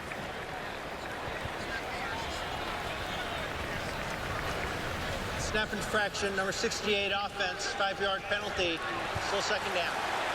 Just like most games this season, penalties have been an issue for the Longhorns. That is their 7th. And it's almost to the point you mentioned more earlier, just a quick screen. Maybe just a jet sweep, maybe any way you could get your most dynamic player. And it's not as if Oklahoma State's rolling coverage or doing anything unique. They play their man-to-man coverage, but sometime that guy's got to eat. Ehlinger well protected this time into one-on-one. He wants Cade Brewer, who can't get it with the coverage from McAllister. McAllister playing a good game today. It's 3rd and long. Once again, you're going to have to earn it. I mean, you're going to have to beat man coverage, right? And you actually see more there coming across the field. I think Sam had a chance if he wanted, but, well, like normal, he's going to take some bumps and bruises. Here we go. You mentioned 1 for 7 on 3rd down. Doesn't matter what 3rd down defense you face. So when it's 3rd and 14, not going to be easy.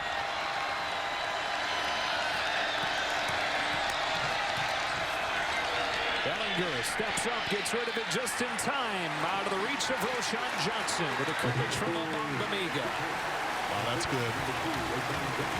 I mean, it's one thing to play in the box, right, to be a downhill middle linebacker and make those tackles.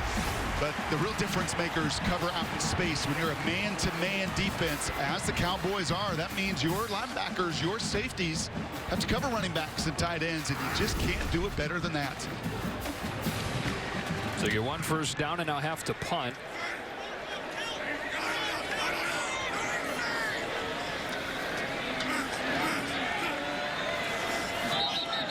And another flag.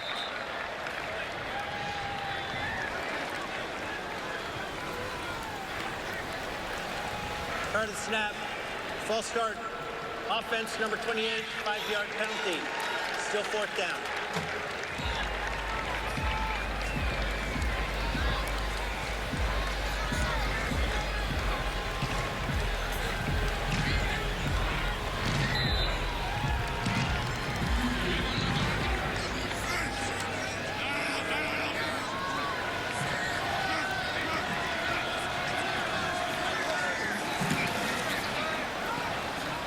Fair catch taken by Stoner. And the team's trade punts on the first 2 drives of this second half. 46-yard punt there.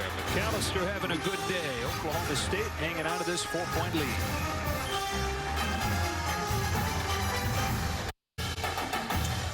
Fox College Football is sponsored by Progressive. Proud to celebrate 8 years of donating cars to veterans in need with their Keys to Progress program.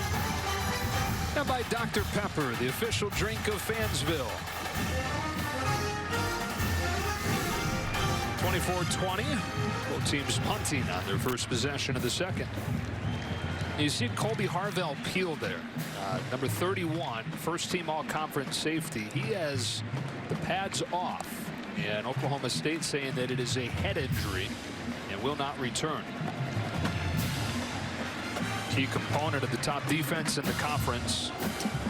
He's their communicator. He was the first teamer. There's 4 other second-team all-conference guys, Cowboys from a season ago. And that really speaks to the depth of that group. That speaks to McAllister. That speaks to Thomas Harper, young player they really like and is ascending. And, man, just a development to watch these Cowboys defensively over 3 years grow together on that side of the ball. And he's been a big part of it. Drive begins at the 28 with a Chuba Hubbard run. Juwan Mitchell's waiting for him. Trips him up. Stumbles forward for a couple. You know, I appreciate this season out of Chuba. You know, it's not come easy. A couple thousand yards a year ago. Some huge creases. So often a lot harder sledding this year. Tylan Wallace on the comeback. The first down. Lowers the shoulder and gets to the 49. But all those hard yards for Chuba and all the commitment that teams have to make means you get one-on-ones. Tylan Wallace out here. Again, that's that out route. It's a little bit late, but enough soft cushion. He now just continues to pour it on. In the quick game this time, Logan Carter can't hang on. Really, Chuba wouldn't be Chuba without Tylan. Correct. Tylan wouldn't be Tylan without Chuba. And they kind of decided to come back together. And you've seen Texas and Chris Ash decide we're going to stop Chuba. We're going to put the bodies around the box and line of scrimmage. And they give up some yards in the air. Wallace has taken full advantage. He's got another catch here. His 7th of the day. He's got 130 yards. He just makes you look good as a quarterback. I mean, this is a poorly thrown ball. If this is out in front of Tylan, he's running. But he makes a poor throw into a first down. 7 for 127 officially. Doing what he did against these guys last time he played them in this stadium. More than 200 yards on 10 catches a couple years ago. Inside the 40, Texas brings pressure. They swing it to Hubbard the other way. Gets a block from Woods. And gets 8. A couple players slow to get up for the Longhorns. Juwan Mitchell and Jalen Green both.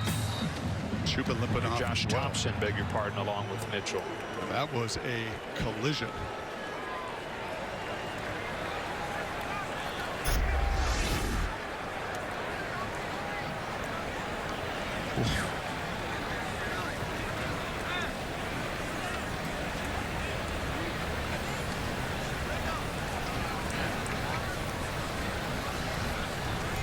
And as they take a look at a few guys here, we're going to take a break.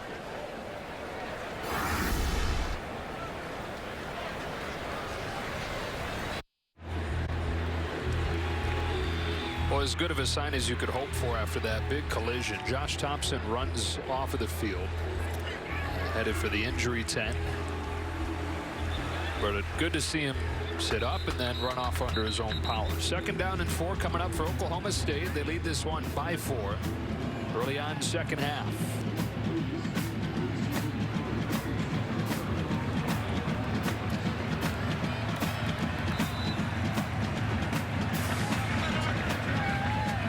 No Chuba Hubbard in there. It's L.D. Brown. And Brown's got it.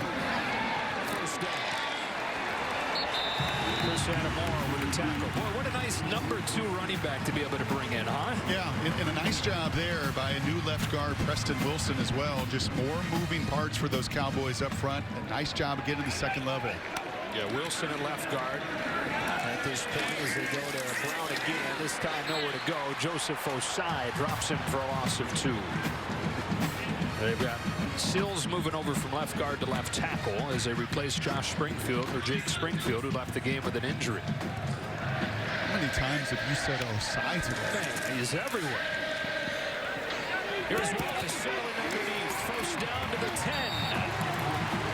They are wearing out this deep out route. And other than the one interception, this is a void and a vulnerability in this defense. Coordinators say you're not going to throw that out route all the way across the field. And that's got to be the 4th of those between Wallace and Sanders. And an adjustment has to be made defensively. 8th catch, 145 yards for Tylan Wallace. First down and goal. That is an arm strength throw. Something they've been raving about with him since he arrived a couple years ago. Hands it off to Brown. Guess who? Joseph Osai with his 9th tackle, along with a forced fumble and a couple sacks. And it's 2nd and goal. He's going to be fun to watch play on Sundays. I will tell you that. When your best player is your hardest worker, you've got a difference maker. One-on-one. He wants Wallace. Wallace goes over the top. Touchdown. Boy, he had green draped all over him, but it didn't matter. Goodness gracious.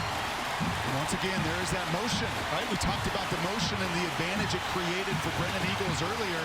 Same thing, some miscommunication, and you can't have that. Once you lose leverage against this guy, even if the ball is woefully underthrown, he makes you look good. He goes and gets it. Tylan Wallace, welcome back to college football on the grand stage, showing everybody how elite you are. You are, gosh, he's a good one and a difference maker. 9 catches, 154 yards, and 2 touchdowns. Tylan doing it to Texas again.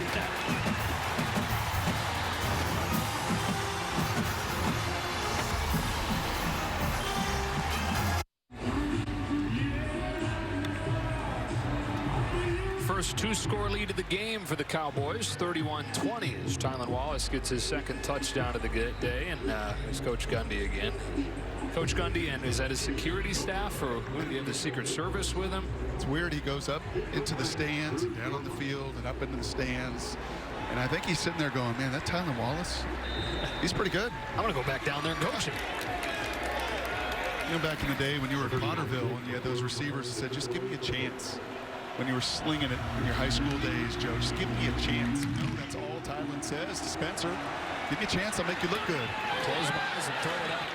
Jamison Jungle, he's got to bring it out, and look out! Deshaun Jamison, goodbye! His 3rd career return for a touchdown, and boy, did the Horns need it.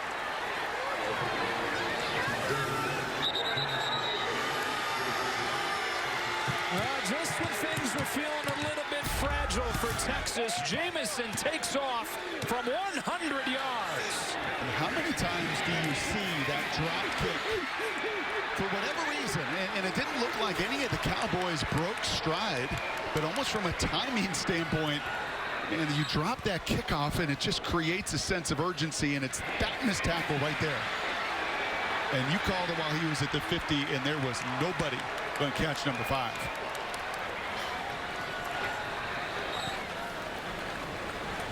I said to you, Joe, right during break, I said, man, this feels like a significant drive for Texas. Right down 11 for Sam Ehlinger. After the play, unsportsmanlike conduct, return team number 5. That penalty will be enforced on the kickoff. That is number 5's first unsportsmanlike foul. Saying all I did was say be quiet. Correction. The 15-yard penalty will be enforced on the try. The try will be from the 18-yard line.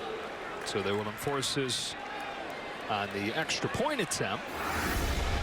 Guy's got great bloodlines. His dad played high school football and then served 16 years in the Army, multiple trips overseas. His mom was a star track sprinter. He got speed from mom and dad.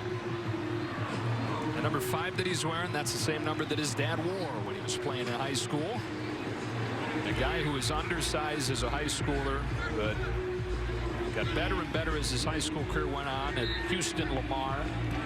Texas Longhorn and a big play machine on special teams throughout his career. Kind of an NFL extra point for Cameron Dicker. And he missed it. And so a kick return touchdown, but the unsportsmanlike conduct cost Texas a point. 31-26 midway through the 3rd.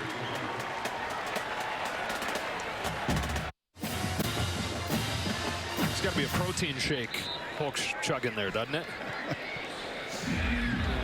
Happy Halloween. In a 31-26 game, Tom Herman talking to Deshaun Jameson. Deshaun's got a case, right? I mean, he's saying all I did was do the be quiet thing. That didn't usually draw a flag. No, and I think Tom Herman knows that. I don't think I've ever seen the silence the crowd draw the penalty, which ultimately cost him a point. And I bet Tom was also saying, hey, you know what? You can keep doing that, though. Keep returning those kicks and touchdowns. Right. You do that, we can live with the shush thing. Take a look at Bill for Success, presented by Rocket Mortgage. Home loans that fit your life, Rocket can. What a day it's been for Tylan Wallace. A bit of a hint of what was coming, that shirt he was wearing pregame. He's been Superman. 9 catches for 154 yards and 2 touchdowns, and there's still a quarter and a half to go. Yeah, and he's done it in every way. He's done it on the move. He's done it down in the red zone. This was beautiful, going up over the top of the defensive back. I think there's something about Texas kids. He's a Fort Worth, Texas kid, playing those Longhorns. Just that extra little chip on your shoulder. He's been so good against them in the past. Very motivated. Chuba Hubbard back in the game at running back. He's got it on first down, and he's got just one. Tavondre Sweat was the first man there. The Longhorns have done an awesome job at the point of attack. Their big 3 guys and Osai have done a phenomenal job. Now it's time to roll coverage over the top of Tylan Wallace. And they've not yet done that. They've continued to just play a lot of what they call their quarters coverage, which turns basically into one-on-one man on Wallace. And you don't have a Longhorn right now that can guard him one-on-one. And by the way, Josh Thompson questionable to return with a neck injury. Hubbard again, ready for something to develop. Not much did, and Osai got his 10th tackle of the game to make it 3rd down. I just run out of superlatives to talk about that guy. He just is everywhere. I mean, he is what you want in their defense, that jack linebacker that plays out on that edge, so good against his own read, collisions coming down. Just a phenomenal college football player. On 3rd down, Sanders tucks it quickly. He tries to run for it and can't get there. A gain of just 2, a stop from Jalen Green. And a 3-and-out for the Texas defense right after the kick return touchdown. Ooh, and you can hear that student section, and they've made some noise here. They feel like this was a little bit late as Joseph Osai this was a QB draw all the way. And you're going to see Osai come in, and I think there's some beef there.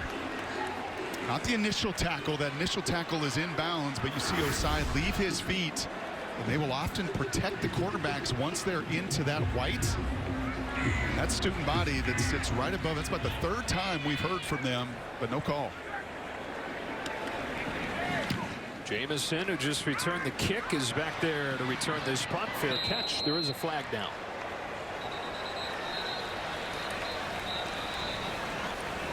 And Osai Appears to be in some pain. Remember, he's playing through a shoulder injury, suffered last week, something that he battled throughout last year.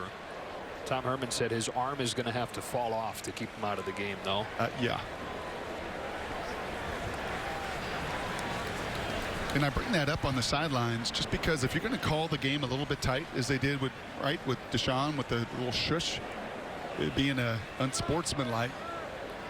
I mean, man, that's a pretty good hit on Sanders. Holding, return team number 39, that penalty is declined. Holding number 21, that penalty will be enforced from the end of the kick, first down. Look back at that third down play that you're talking about.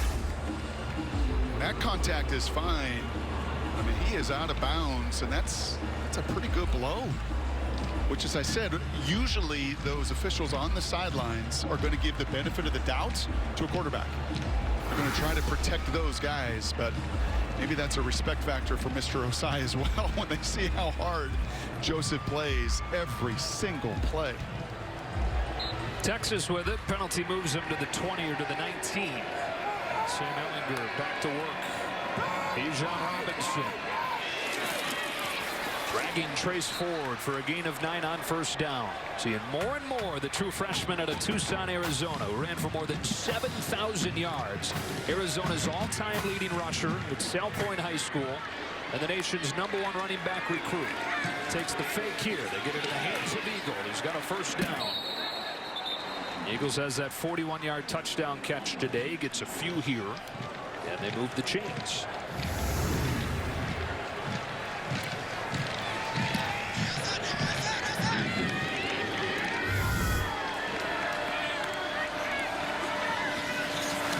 Flip it to Kai Money.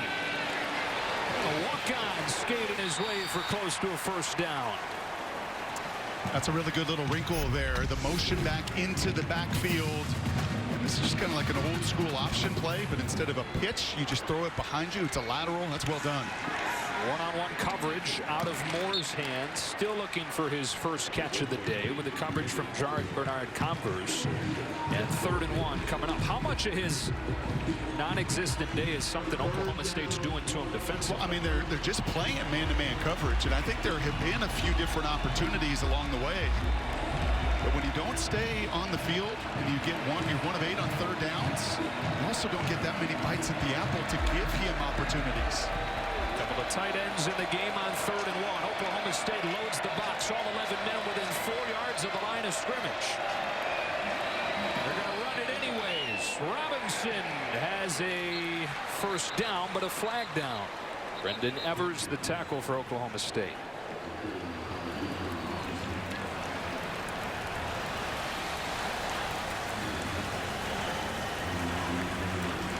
Offside.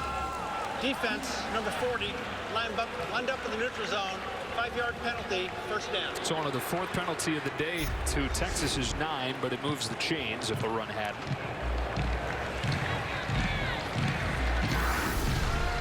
That is Brock Martin. Just a second 3rd down conversion of the day. 9 tries for Texas against one of the best 3rd down defenses in the country. 1st and 10. Fake to Robinson. Ehlinger off his heels. Lobs it incomplete. Coverage or pressure coming from Rodriguez. Coverage from McAllister on Cade Brewer. Just sticky, man. Right, how many times have you seen guys run free today, and how many of those shots to the ribs does Sam continue to take? I mean, other than Eagles getting loose on that short little motion, that stack and that go route, man, there have just not been much separation over the course of these 3 quarters. Cameron Murray, who is a 5th-year senior and the leader of the defensive line. And he's one of their quiet leaders. 2nd team all-conference a year ago. Now, this is a number of Cowboys today that have gotten banged up. That's one thing they've had going, Brock, is they've had the same 11 starters in all 5 games this season.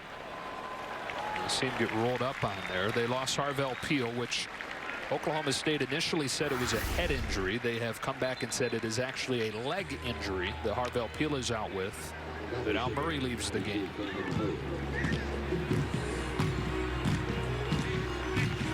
really on both sides. And I think that is a testament to how hard these guys are playing, and both teams knowing what's on the line.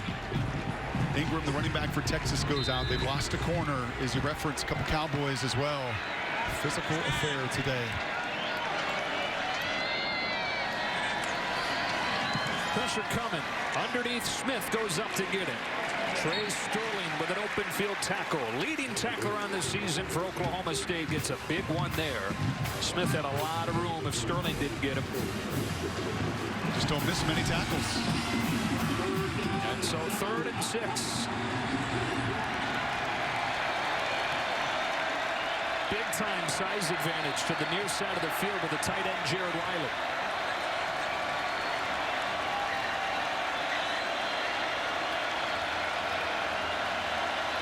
Cowboys show pressure.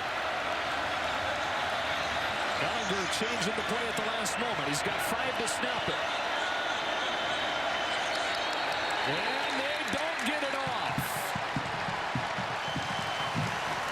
10th penalty today on Texas. Prior to snap, false start, offense, number 70, 5-yard penalty. There's going to be a false start. There's going to be a false start or a delay. Either way, 5-yard penalty and 3rd and longer. Yeah, I think that one is on Sam, trying to get to the perfect play. Right, because he knows how hard it is against this group defensively in this down. Trying to check, trying to get to the right route combinations, but now all you've done is created a more difficult 3rd down. Getting the same look. A pressure look from Oklahoma State. And again, tries to get him into the right play. They back off. Ellinger looks to throw. Far side, incomplete. Smith was defended by Rodriguez, and it's 4th down. Once again, we have shown this a number of different times. I mean, where do you want to throw it? You got the double coverage there on Jake Smith. They know that Sam's comfortable with him. He's gone to him 3-4 different times today, but there are just not, there are no easy yards against this defense. No gimmies.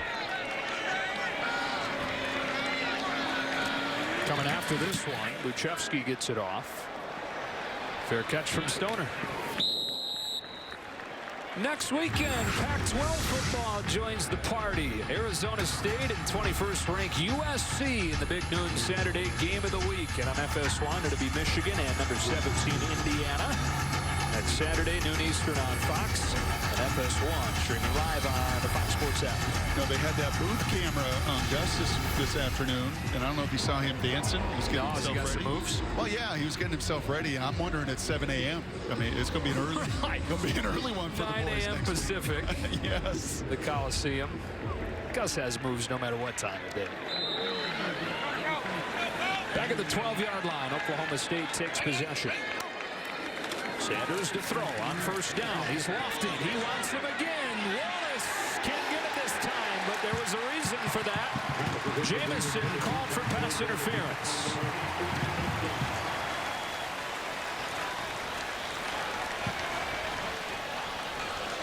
Pass interference. Defense, number 5, 15-yard penalty and an automatic 1st down. And this is just an awful lot of contact. And once again, you're just not coming back and playing the ball at all. You're just into the body. You're impeding Tylen's chance to go get it. And I think that's an obvious call for the back judge. Spencer likes it.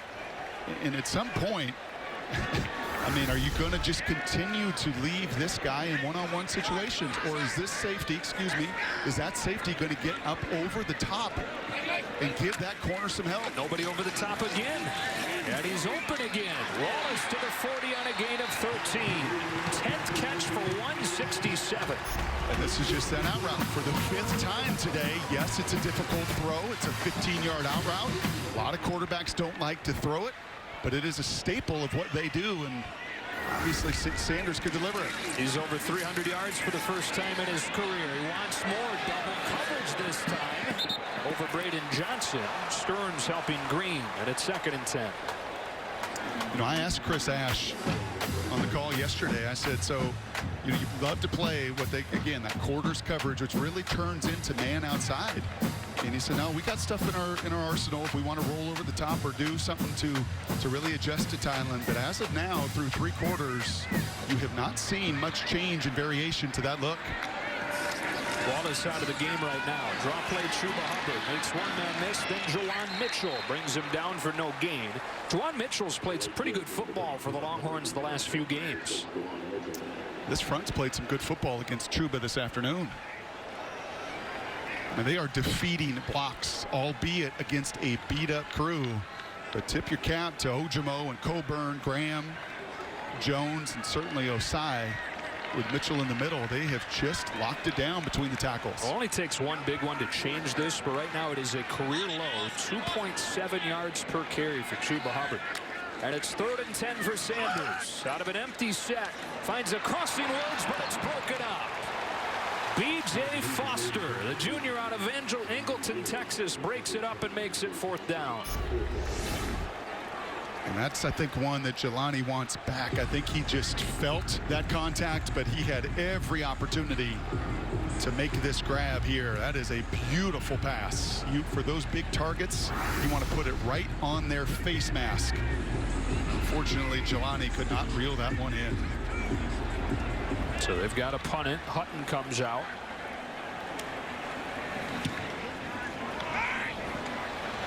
Fair catch. Fox Bet Super 6 is giving you another chance at winning $1 million of Terry's money. There were a few guys that came really close last week but didn't win, and so the $1 million prize up for grabs again this Sunday. Download the app, play for free, make your picks for this Sunday's games.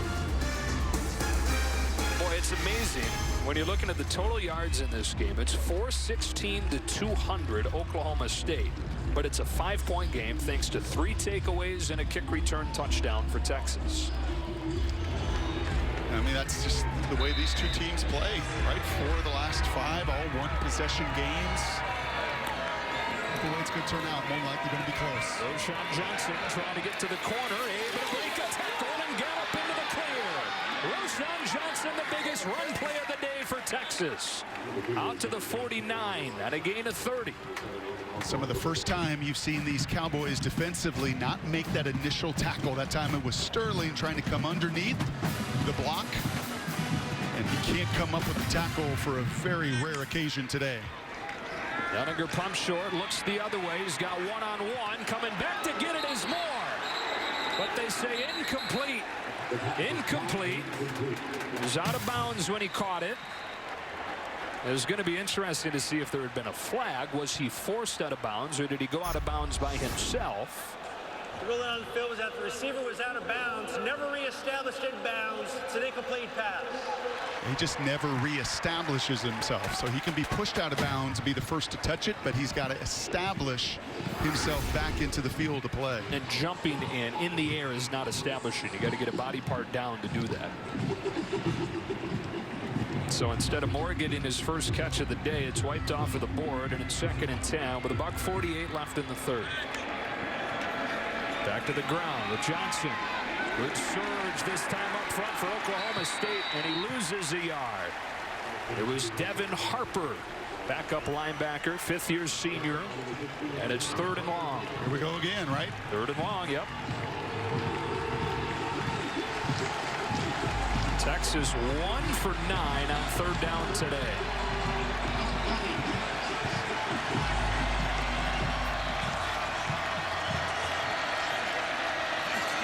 Joshua Moore not even on the field on this 3rd and 10 play. Ellinger steps up over the middle, incomplete as he went for Alvante Woodard. Jared Bernard Converse knocked it out. 4th down. Well, I think through about 45 minutes of this game, I'm understanding why Jim Knowles believes so much in his corners and these guys. There's a little bit of contact there, but you do not see him. He has his hand. You can have your right hand as long as you don't turn or impede that receiver. And these lockdown corners are just giving Sam no separation to throw into. Ellinger now brought 11 for 25. Kind of a nondescript day passing for him. No real mistakes, but outside of the 41-yard touchdown to Brennan Eagles, nothing else you can even really have come to mind when you're thinking about what Ehlinger's done today. Well, he's going to look at those numbers and say, I'd kind of like to throw to the situations that Spencer's been throwing to, like some one-on-ones with guys open and some of those deep out routes. And Tylan Wallace on my team. Yes. You know, and Josh Moore, that play that he gets pushed out of bounds multiple times, that can't happen. Like, you can't allow that to happen if you're going to gain the trust of your quarterback and you're going to do what Tylan Wallace has done on the other side, man. You've got to fight for every single yard and every single blade of grass. From the 11, 1st and 10. Sanders floating for Wallace again. One-on-one again. This time Jamison wins the battle. And he found the ball. Compare and contrast that to the last pass interference. Same call, same go route. And the last time he never turned back to the football. And even though he's falling down, he's still got the strength to go up. And that's the whole key for those corners, man. You have got to turn and track the football. How is there still no help over the top? Hubbard. 3rd and 5. Well, they're going to say because that helps right there. That's that safety that's going to be involved in this scheme to be some of the unblocked defenders, and why Chuba has just not been able. You got to pick your poison. Yeah. Which star do you want to try to contain, at least through numbers and scheme, the most you can? On 3rd and 5, Sanders keeps it and gets a first down. A gain of 6 for Spencer Sanders. And there's a difference. Unlike Sam, who's looking at 3rd and 8, 3rd and 10, when you're at 3rd and 5, you can design QB run to move those chains on 3rd down.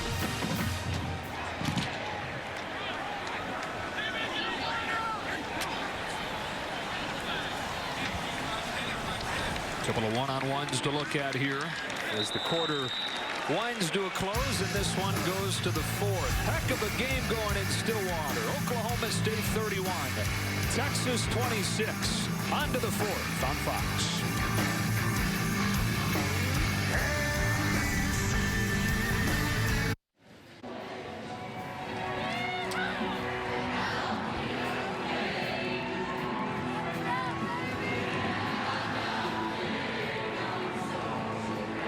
Singing along with 1984 Oklahoma State grad Garth Brooks. Came here on a track scholarship.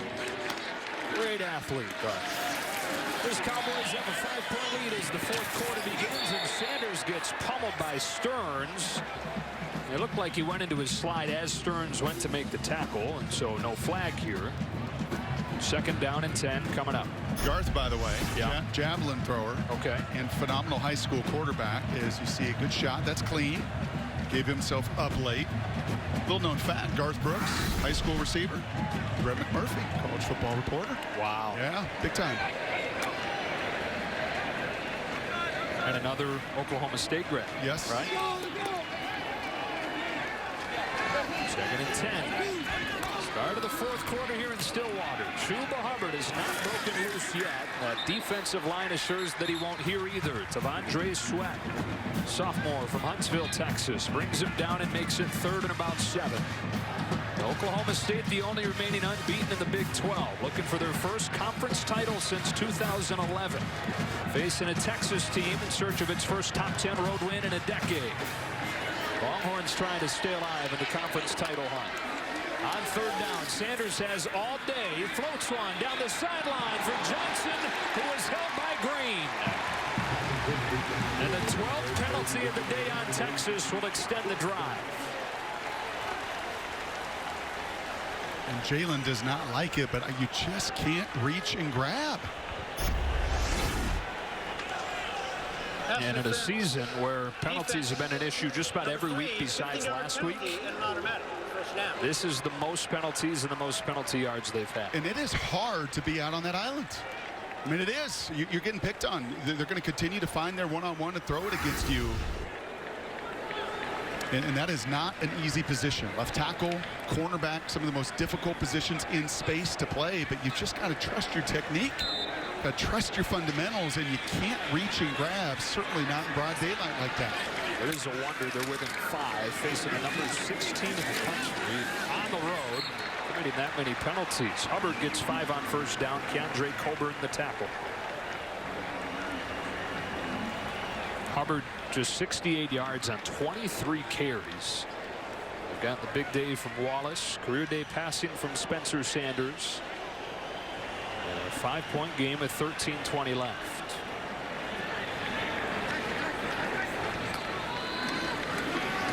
Sanders setting up the screen, gets it off to Hubbard.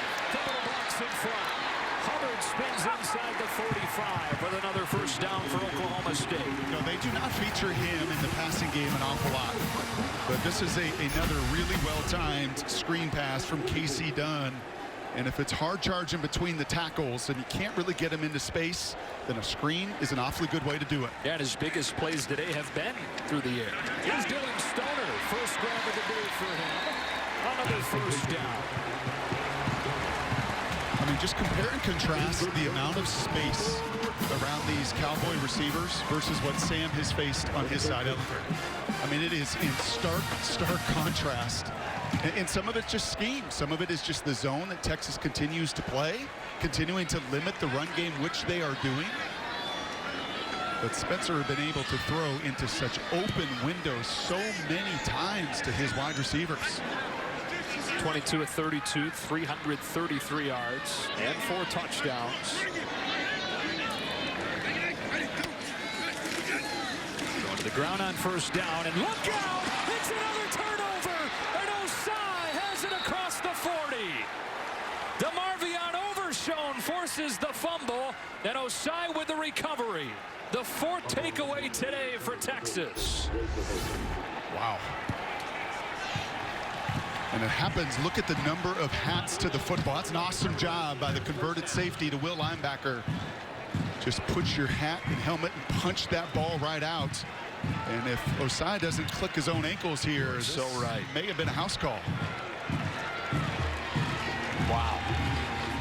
Texas defense with the 4 takeaways, giving them a chance. Oklahoma State was clicking. They were on the move. They turn it over again. Texas takes over. Bijan Robinson spilled in the backfield by Sterling. So who's it going to be, Joe? Texas cannot afford to lose this game. Right? Their defense has given them short fields, has given them 4 takeaways. Who is it going to be that is going to win a one-on-one? Brown came into the game saying, who is it going to be in addition to Joshua Moore? Moore without a catch. Second and long. Facing pressure into a tight window. Robinson caught it and got back to the line of scrimmage. All over him that time was Malcolm Rodriguez. And just like that, 3rd and about 13. Been in this kind of situation on 3rd down much of the day. So no surprise when you look at the 3rd down stats and see 1 for 10 for Texas.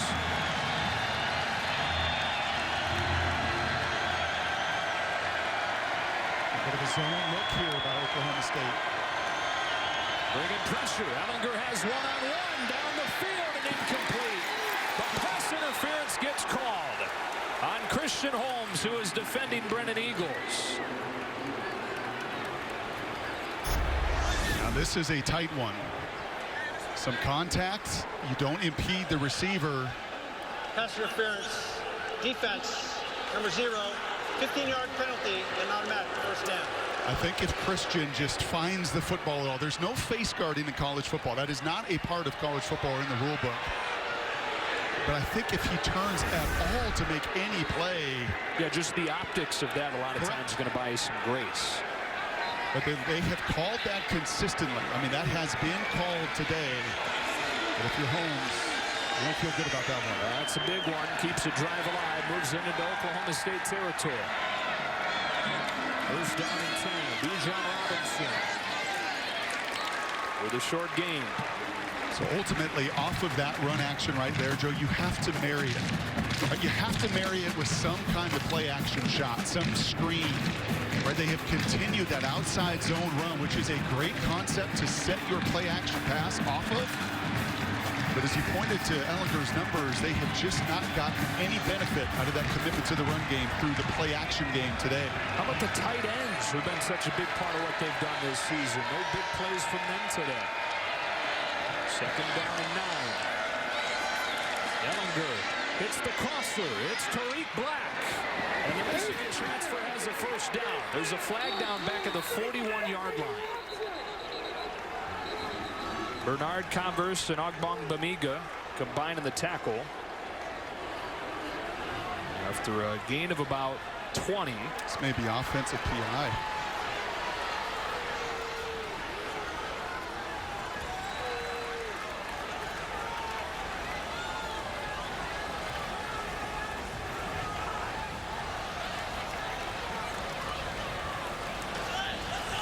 Pass interference. Offense. Yep. Number 80.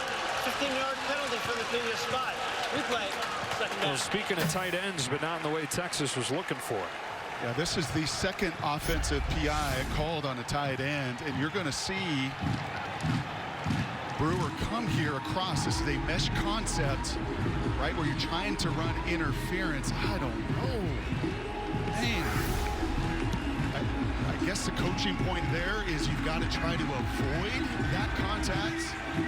We saw Coach Herman talking to the officials about the first PI called on his tight ends he didn't like. I don't think he's going to like that one on tape, although Brewer's got to do what he can to just avoid that contact. It's about a 35-yard swing with that penalty. Trying to get some of it back here. They dump it off for Bijan Robinson. Strong play there down the sideline to get what he can. Set up another long third down. Third and about 15 for Texas inside the 10-minute mark. You say third and extra long? Oh, yeah. Extra long this time. Third and 16 officially.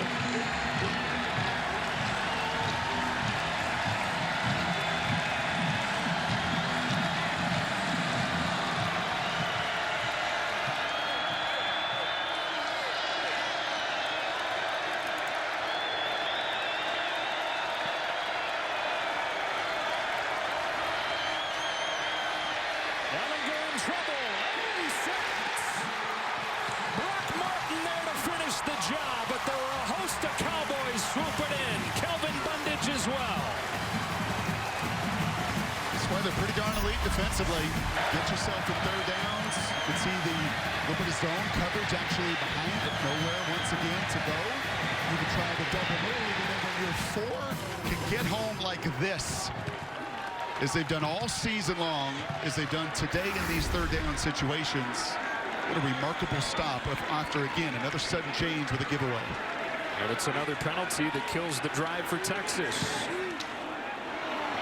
There's a flag down on this punt. Buchevsky got hit as he punted it. The question is it roughing or is it running into the kicker?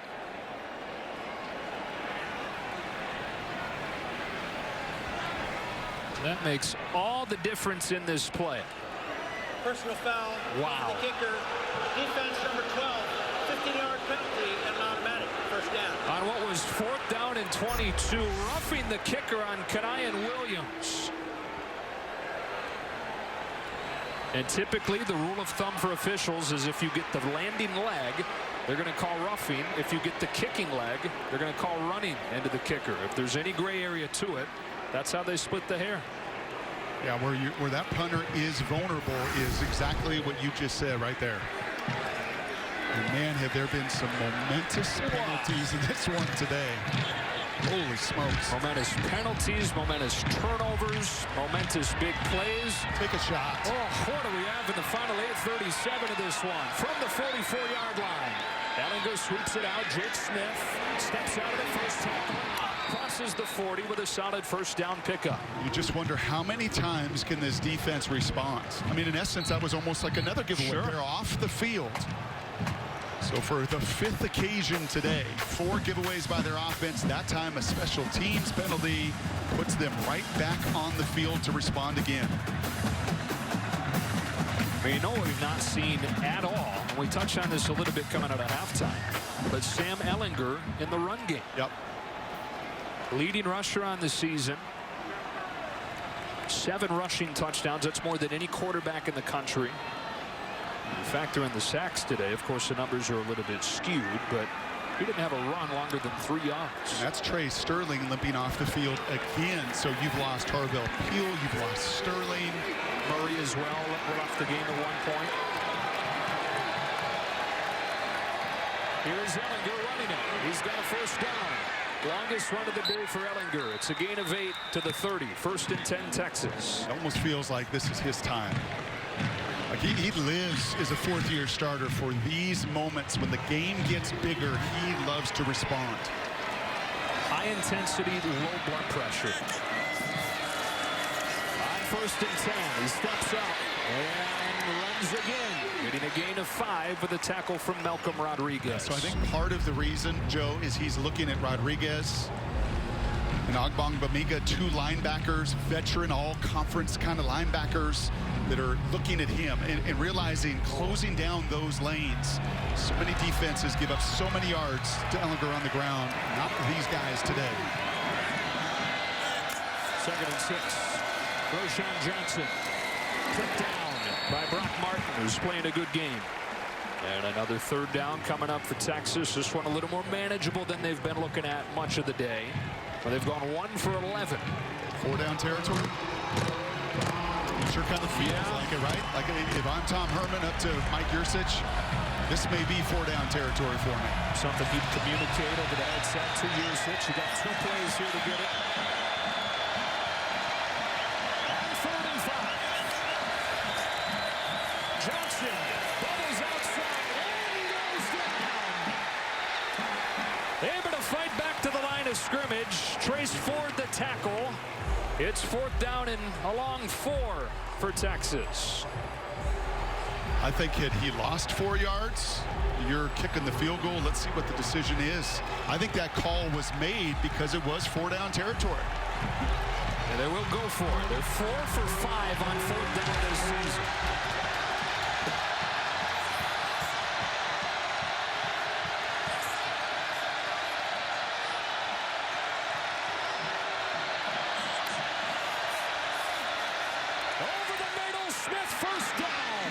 They convert 4th down to Jake Smith, who's having one of his best games of the season. That hamstring finally right. Yeah, if you can't get it on 3rd down, you might as well take a chance on 4th. A rare zone coverage there and a wide open window to move the chains. And an injured player for Oklahoma State. They blow it dead. For an injury to a defensive player. 6:08 left. We'll take a quick break.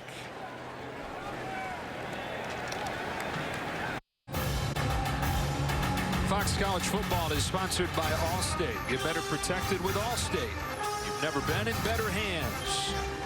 Oh, so many swings and momentum in this game. That was the 4th takeaway of the day for the Texas defense. And then on 4th and 22, Kuchevsky punts it, but a roughing the punter extends the drive, which is now extended down to the 15-yard line, where Texas has just converted a 4th down.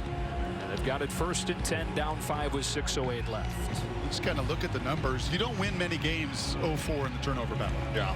But you also don't win many games when offensively you go 1 for 12 on 3rd down. So you've kind of got just some massive swings in every phase of this game today. Texas trying to do it against the best defense in the Big 12, but down 2 safeties, down 2 of their best players in Sterling and Harvell Peel. Robinson into the backfield on 1st and 10.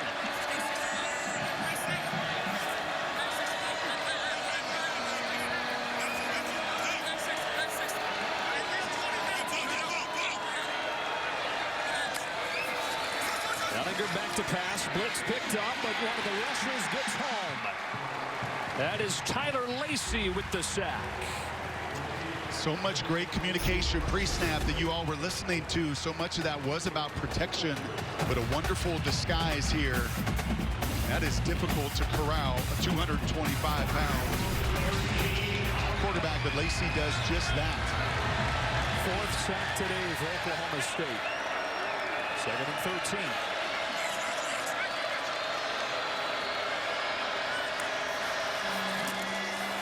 Ellinger has time. Finds a crossing Smith.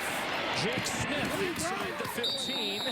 Third down and 6 or 7 as Thomas Harper, one of the safeties that's come into the game with the injuries, makes the tackle. 3rd and 7 officially for Texas on that down we keep referencing. 1 for 12 today.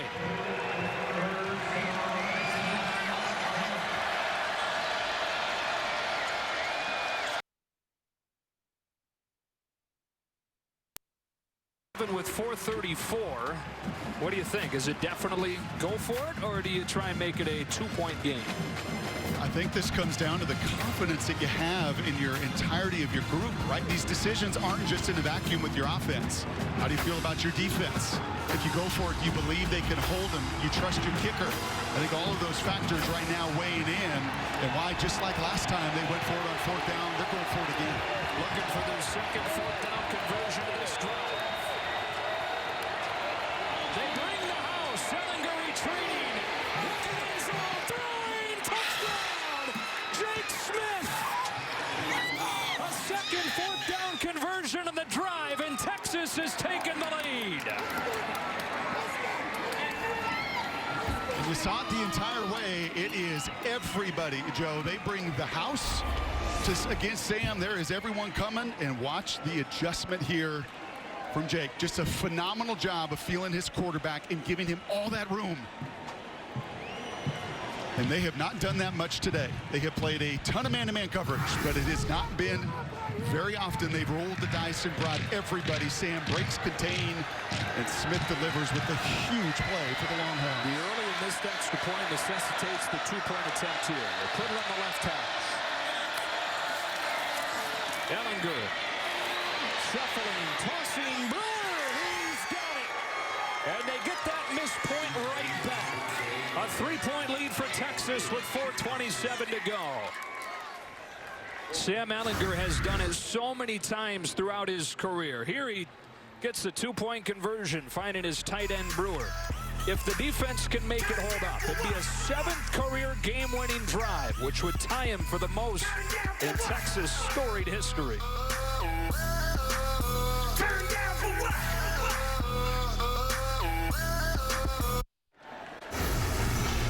Well, Texas leads by 3, and on this 4th down play, Malcolm Rodriguez was that close to getting Sam Ellinger, who was able to escape and find Jake Smith.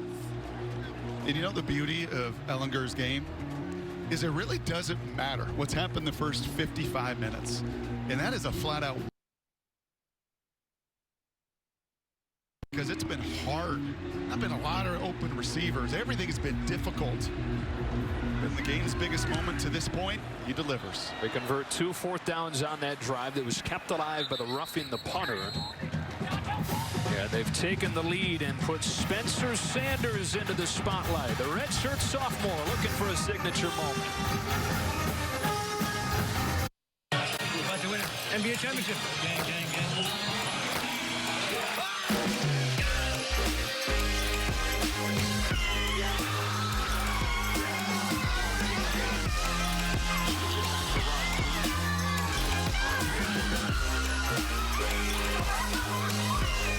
For every NBA moment, there's a flavor on DoorDash.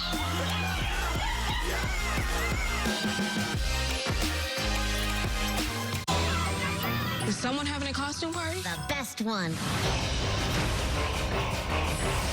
Frankenstein. Whoa. I got this. I got this! It's a great pumpkin! What? I know. Don't you want to celebrate with us? Yeah!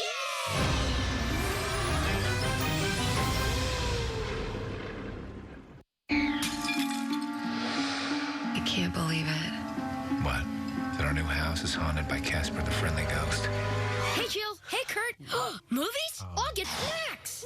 No, I can't believe how easy it was to save hundreds of dollars on our car insurance with Geico. I got snacks. Ooh, I got popcorn. I got caramel corn. I got kettle corn. Right. can't chill out. Believe it. Geico could save you 15% or more on car insurance. On a superstitious Fansville by Dr. Pepper. Where are they? Where are they? Honey, come on. I got the Dr. Pepper. We're going to be late for the game. Looking for my lucky pants. Have you seen them? There was a problem at the cleaners. They shrunk your lucky pants. My pants. Next time on Fansville. They still fit. Oh. Dad. Look, fit like a glove. You don't wear gloves as pants. Hey, Sheriff. How you doing? Dr. Pepper, the official drink of Fansville. Hey, Terry. Hey, bub. You got the $1 million? Yep, and I see you're making your picks on the Fox Super 6 app. You know it's free to play, and fans who pick right win $1 million of my money. Pick the outcomes of 6 games by 1 Eastern this Sunday for another chance to win $1 million of Terry's money. Texas has taken its first lead since early on in the second quarter. 34-31 as they look for their first top 10 road win in a decade. Back to 2010 when they upset 5th-ranked Nebraska in Lincoln. Oklahoma State will have to come from behind now to remain the only unbeaten team in the Big 12. Their young quarterback Spencer Sanders. These are the moments you live for as a young guy going up against a veteran stud on the other side. They throw on first down. Dylan Stoner's got it. And if you're Texas, do you finally roll coverage over the top of Tylan Wallace, who has 10 catches for 167 yards? I would. I don't think they will, because I think they're still going to be concerned about that other threat in the backfield. That being Chuba Hubbard, who in letting Wallace do his thing, they've been able to stop. Hubbard just 3 yards a carry. Takes the fake here. Sanders has all day to scan the field. Now he'll toss it off the hands and incomplete as you look for Braden Johnson, and it's 3rd and 5. Thing is, if you're Oklahoma State, 356, you're right there in that territory where you still do have your full playbook to work with, and you still have that dynamic of pick your poison. And by the way, they did roll over the top. On one of the rare occasions today, for the first time, they did protect against Wallace. On 3rd and 5, Sanders steps into one. Stoner, did he catch it? He did. What a grab for a first down. What strong hands. Whew. And they get it off without it being blown dead, or no, they didn't.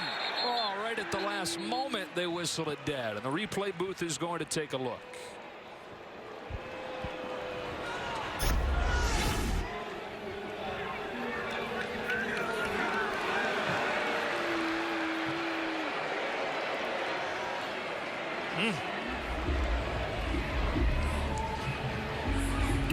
Well,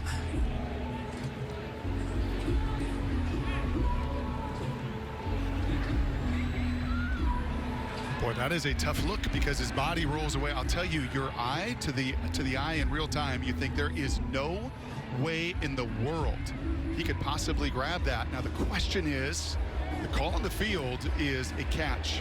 Are you seeing anything here? I think his body, this may be the best look at it. So it does hit the ground, but has he secured it before then? And does he maintain it as it hits the ground there? And this, I believe, Dean Blandino, is one of the most difficult calls a replay booth can look at. Yeah, this is really close. The key is going to be control, because there's no question the football hits the ground. But does he have control prior to, during, and after it touches the ground? That's a good look there. Right there, the ball's on the ground. Does he have control? I see both hands on the football. The ruling on the field was a catch, so if it's not clear and obvious, they can't change it. And, Dean, I don't see the ball move after it hits the ground. Do you? No, and that's the key, and we use language like move or loss of control. It can move slightly, but does he ever lose the football? Does he ever lose control of it? It's so close. Is it obvious that there's no control there? I just don't see anything definitive. You know what I see? Unbelievably strong claws. Oh, that was not only a fastball rocket at 98 miles an hour, as you are contorting your body to have the strength in your fingers here to control the football is extraordinary. All right, let's hear the verdict.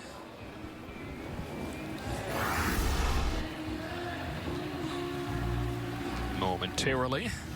And if it stands, it'll be just the 3rd catch of the day for the 4-year starter, who's moved over 1,900 yards for his career at Oklahoma State. If the call stands, it's 1st and 10. If it's overturned, it's 4th down.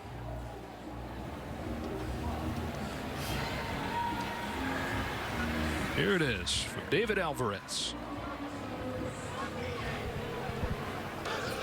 After further review, the receiver did not control the pass prior to the ball touching. Wow. It's an incomplete pass. It will be 4th and 5 from the previous spot. Dean, that's a shocker. Yeah, I'm looking at it again, and I just don't see anything definitive. It might be incomplete, but again, when you say might or I think, it has to be 100% certain to overturn. And again, ball did touch the ground. I think control is the issue there. There's no way that it's certain, but instead of a 1st down, 3:43 left, best defense in the Big 12. Mike Gundy's going to send the punt team out there and trust that defense. Wow. Yeah, you just know, though, the longer it takes in those situations, right? They're looking at where to put the ball back to, how much time on the clock, everything else. That call on the field, kind of like that Indiana-Penn State game that you were on a week ago, where this crew was on. Gosh, I don't know how you overturn that. Had that been called incomplete? Okay, I can see that. But to overturn it, pretty monstrous call. And a huge spot. Punt team comes out instead of the 1st down pickup. Jamison, one of the game-changing plays today, is 100-yard kick return touchdown. He's got a fair catch at the 32-yard line. Closing minutes. Texas has it, trying to grind some clock when you come back.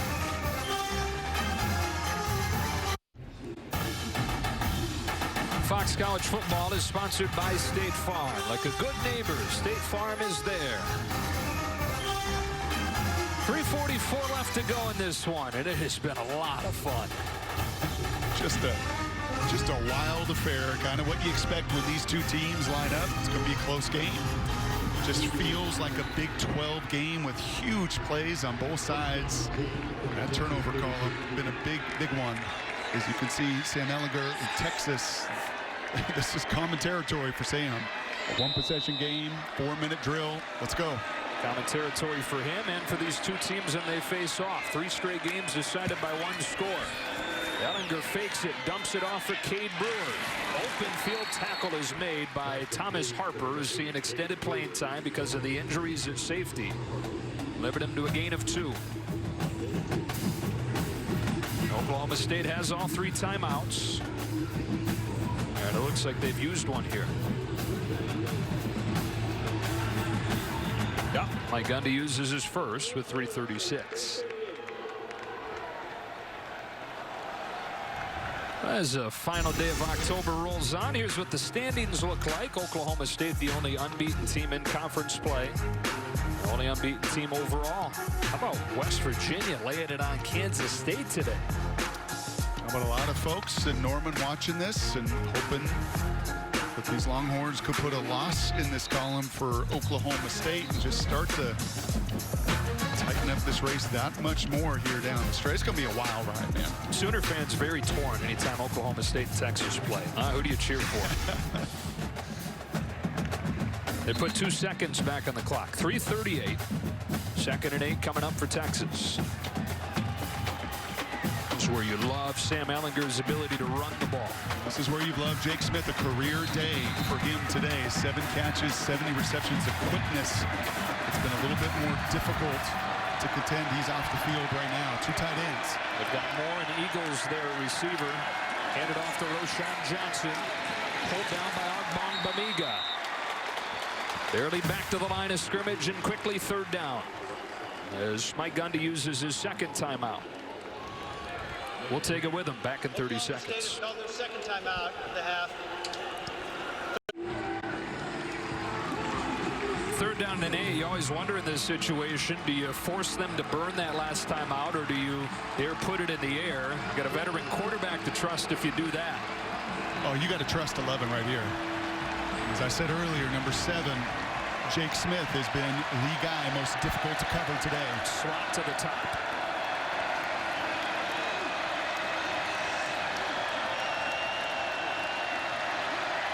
On 3rd down and 8.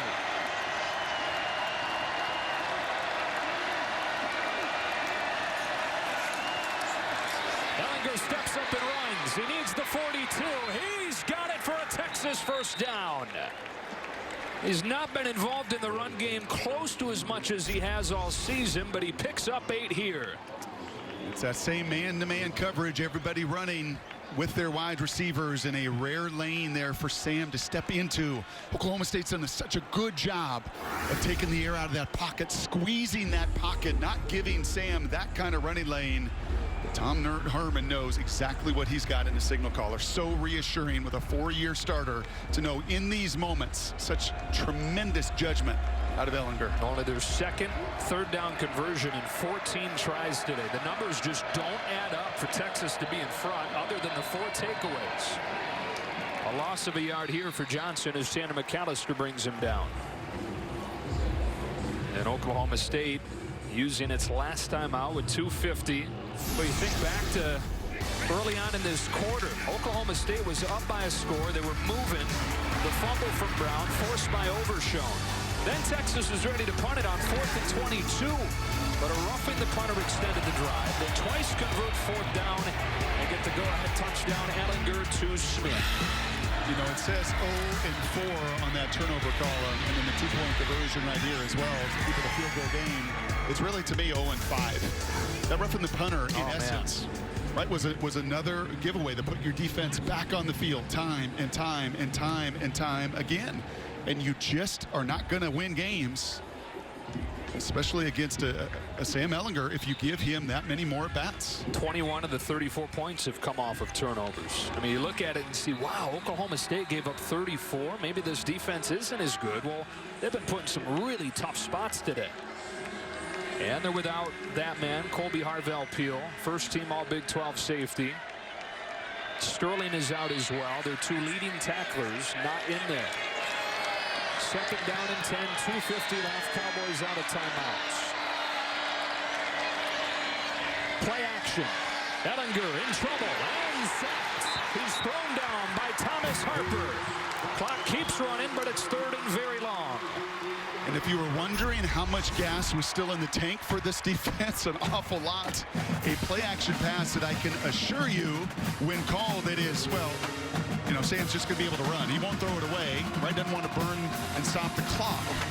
But you also don't want to take that significant a sack. But kudos to Thomas Harper and these Cowboys to continue to persevere defensively. 3rd and 20, a play away from giving their offense a chance.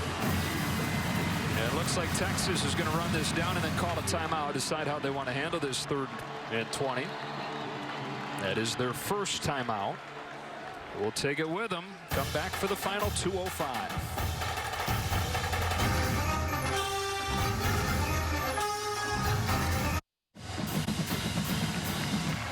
They're down in 20 with 2:05 left to go.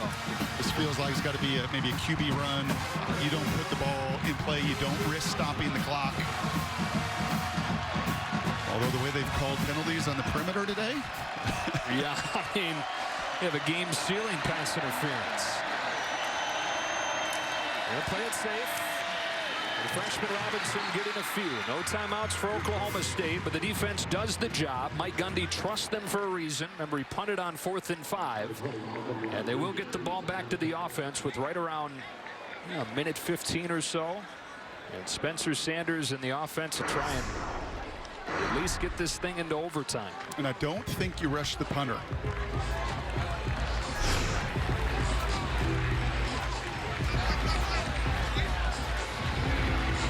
Already bit him earlier in this 4th quarter with a roughing the punter. Dylan Stoner, good return man, waits back. Timeout taken by Texas.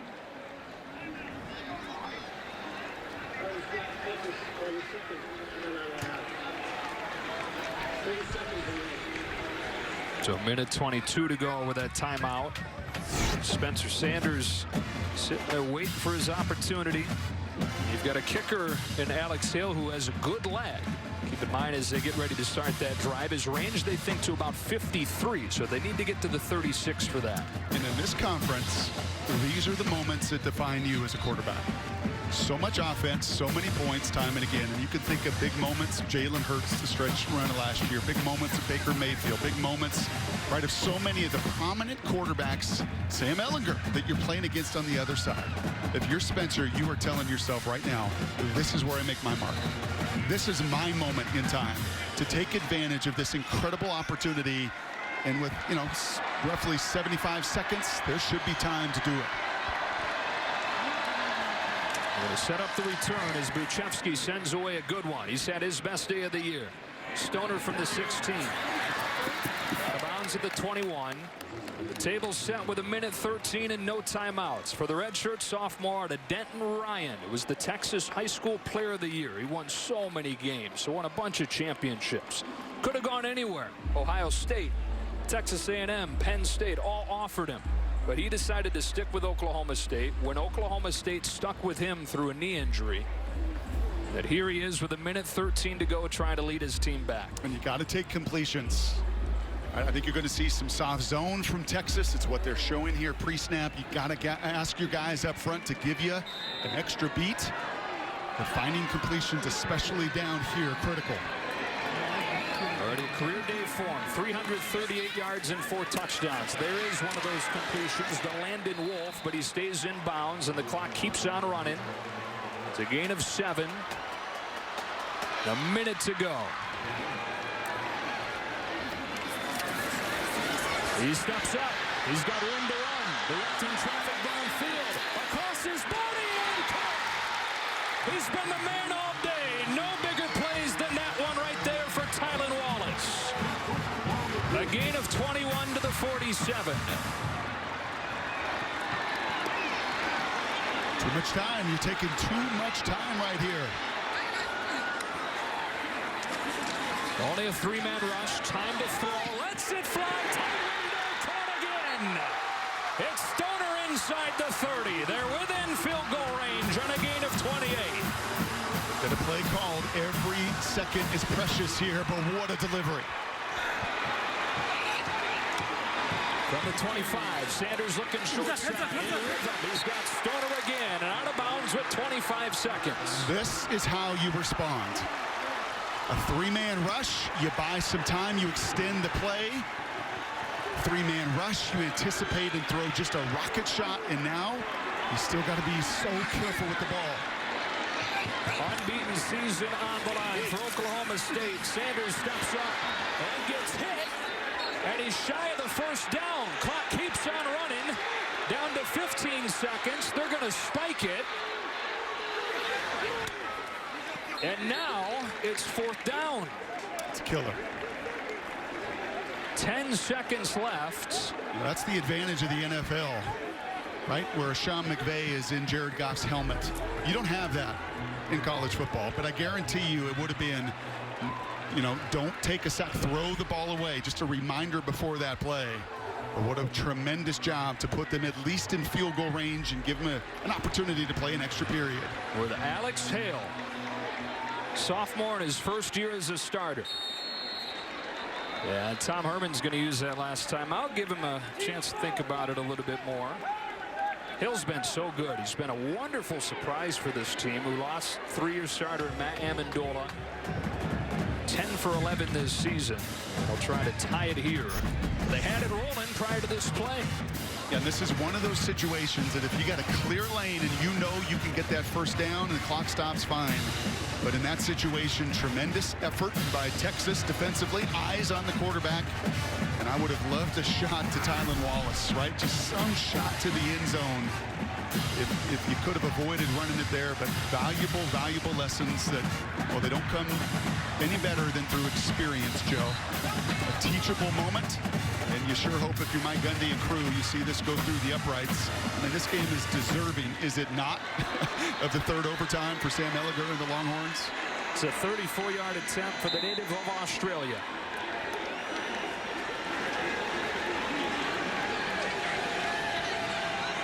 Is for the tie. And nails it right down the middle. Locked at 34 with 5 seconds left. Boy, you talk about a confident stroke.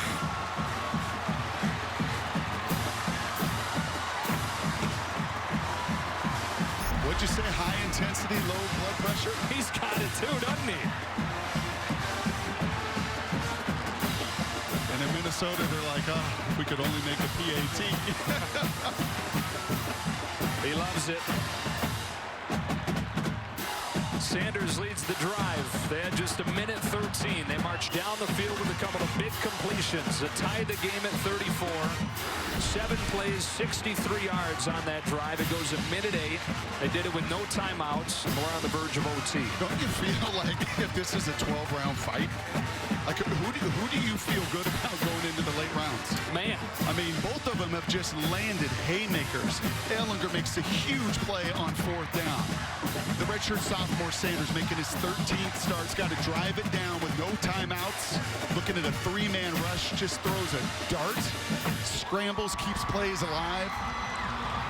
You know, I don't know which team I feel good about, but I feel good about all of us getting to watch it. More of this one.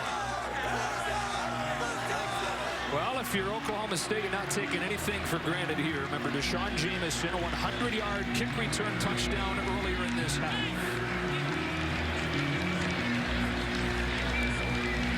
You are at home, so you think a little advantage with a great crowd tonight.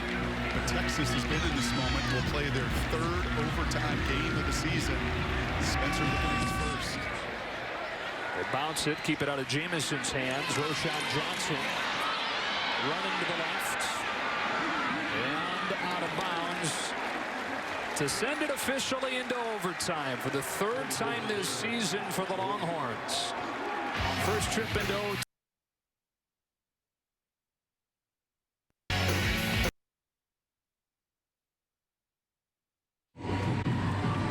34-34 and going to overtime in a game that overtime kind of feels fitting, doesn't it? Just massive swings, wacky turnovers, huge penalties on both sides. Quarterbacks delivering when it mattered the most. One, a veteran who's done it for 4 years. Spencer Sanders, just his 13th start, trying to go toe-to-toe with that warrior. And yeah, I think in this stadium today too, which has had an incredible amount of juice.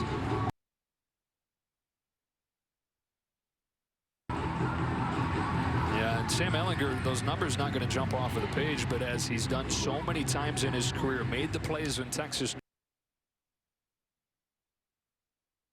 Texas, you're the visitors. You're going to be calling the toss. The same coin. That's the heads. Too low. This is tails. That was the heads. This is tails. You said heads, and your options will be offense, defense, or which side of the field. And would you like? Down in the open end of the stadium, with Oklahoma State and winning the game-tying field goal. And it was Tylen's sacrifice. Accuracy and some timing. A 400. Big man loving it. He doesn't need no Halloween costume. That looked like Big Country Sun right there. I love it. Well, both teams will start at the 25-yard line. Think of it a little bit like a baseball ninth inning. Get an opportunity at the top of the inning, then at the bottom of the inning. And if it reaches the 3rd overtime, that's when they'll start going for two.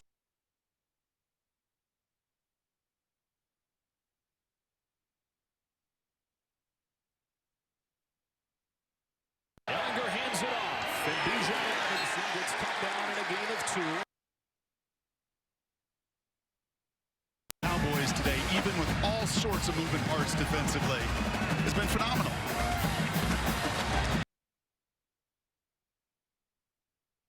Does he wait until overtime to put his imprint on this one? 2nd and 8, off-play action. Ehlinger rolls, floating, 4 more. It is incomplete with a coverage from Harper. And he's just not fighting physically through the contact. I mean, this is a fur-flying kind of game and an intensity where you know you're going to get grabbed. You know you've got to fight through man-to-man coverage. And the superstar receiver for the Longhorns has just not been able to make that play. 3rd down and 8. On the day where Texas is 2 for 15. Listen to this place.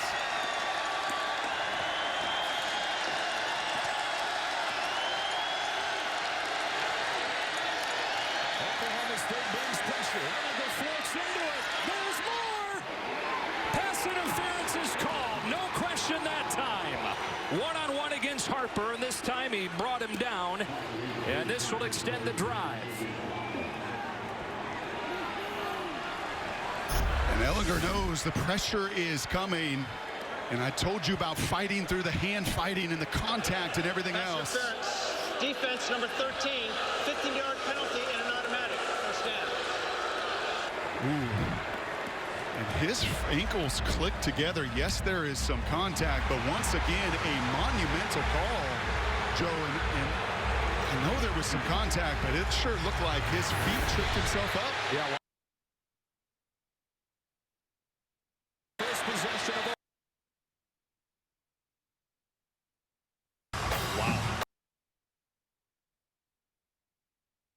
Duffs it. To keep delivering. Back to the 15 on second and goal.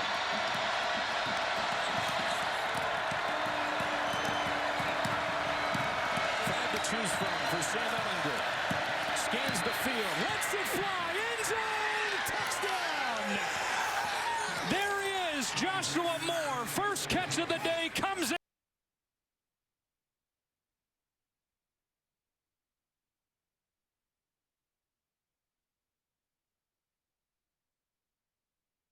Is going to believe in the people around him.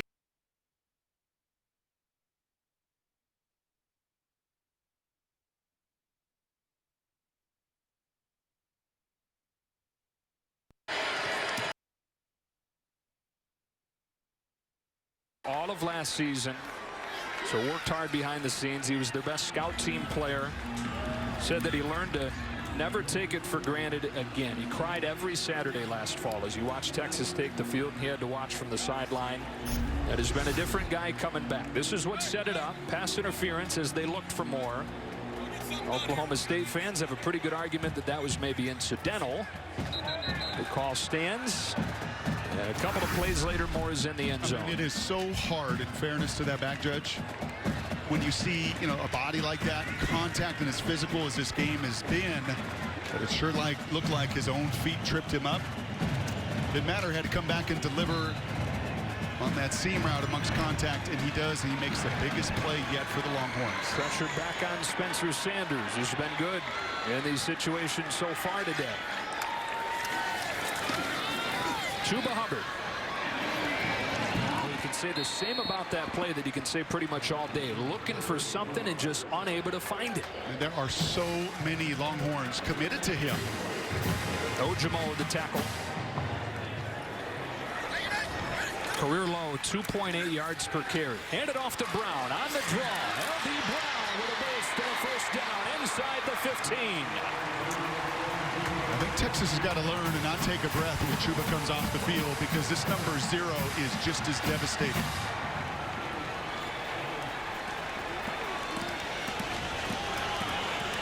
Hubbard comes back in after that playoff. Wallace was out on that last play as well. He's back in.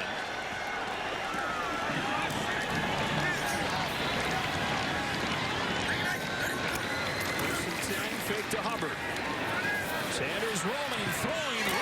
Passes, dives. He's in. Oh, they're going to spot him out. Now they give a touchdown call. There is a flag down. One official spotting him down at the 5. Another official puts his hands up and says touchdown. And now we'll see what the flag is for. I think it's going to be men way downfield. A couple of them here. Offensive line are clearly down the field in the play action.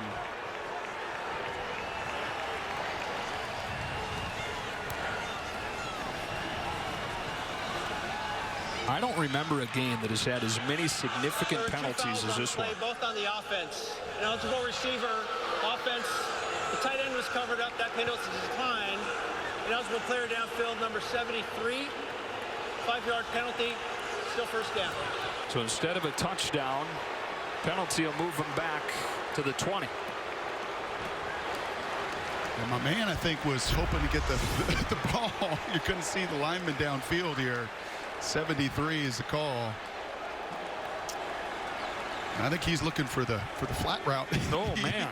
I mean, they give you about 3.5 yards. They can't give you 8 yards. Officially the 19-yard line. First down and 15. Sanders on a quarterback draw. Not much room. And he gets crunched. DeMarvion Overshown unloads on Sanders.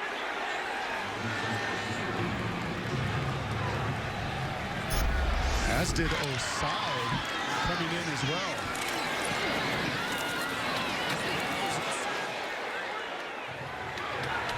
I mean, he is a runner there, but that is that the crown of the helmet coming in and delivering forcible contact? It would have to be because of what you mentioned. He's not protected as an indefensible player. Because he is a runner, so it would have to be a crown of the helmet from the hitter. On second down, here's Hubbard bouncing to the outside and slipping his way under Overshown. Third down coming up. One more look at that hit on Sanders. Not a defenseless player, so it's got to be the crown of the helmet here coming in. Yeah, I think they get it right. I think it's that shoulder. As violent as that hit look, Osai uses his shoulder there for massive contact. 3rd and 10. Yet to see Tylan Wallace in this overtime. Just to the near side of the field. Fake to Hubbard. Sanders sets up. Scanning. Running. Nothing open. And he steps out of bounds on a short gain, and the game comes down to this. 4th down for Oklahoma State.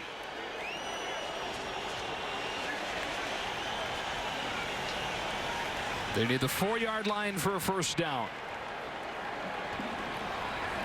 Unbeaten season on the line. Playoff hopes on the line for Spencer Sanders and the Cowboys.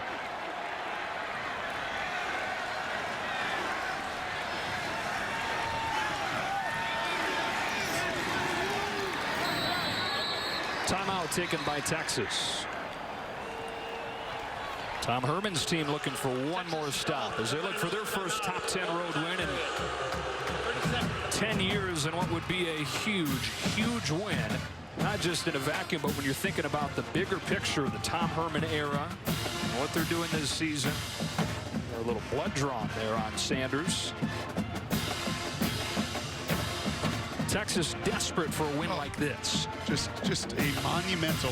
What they have in their schedule is you start to look at that, and as it plays out in the second half of this season, if you could go and, as you said, get your first top 10 road win. You've got 5 cracks at it since 2010, haven't gotten it done. Yes, West Virginia played very well today, but just purely talent-wise, West Virginia, Kansas, get Iowa State at home, and then ultimately at Kansas State with a freshman quarterback today that really struggled on the road.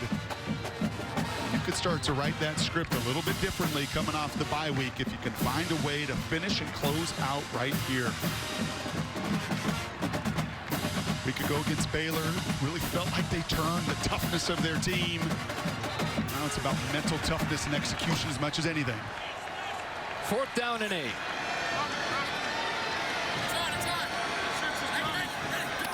Texas brings pressure. Sanders in trouble. Osai tosses and gets him and ends the game. A fitting way for this one to come to a close. Joseph Osai has been a man on a mission all night, and he gets the game-sealing sack. Texas in overtime takes down number 6.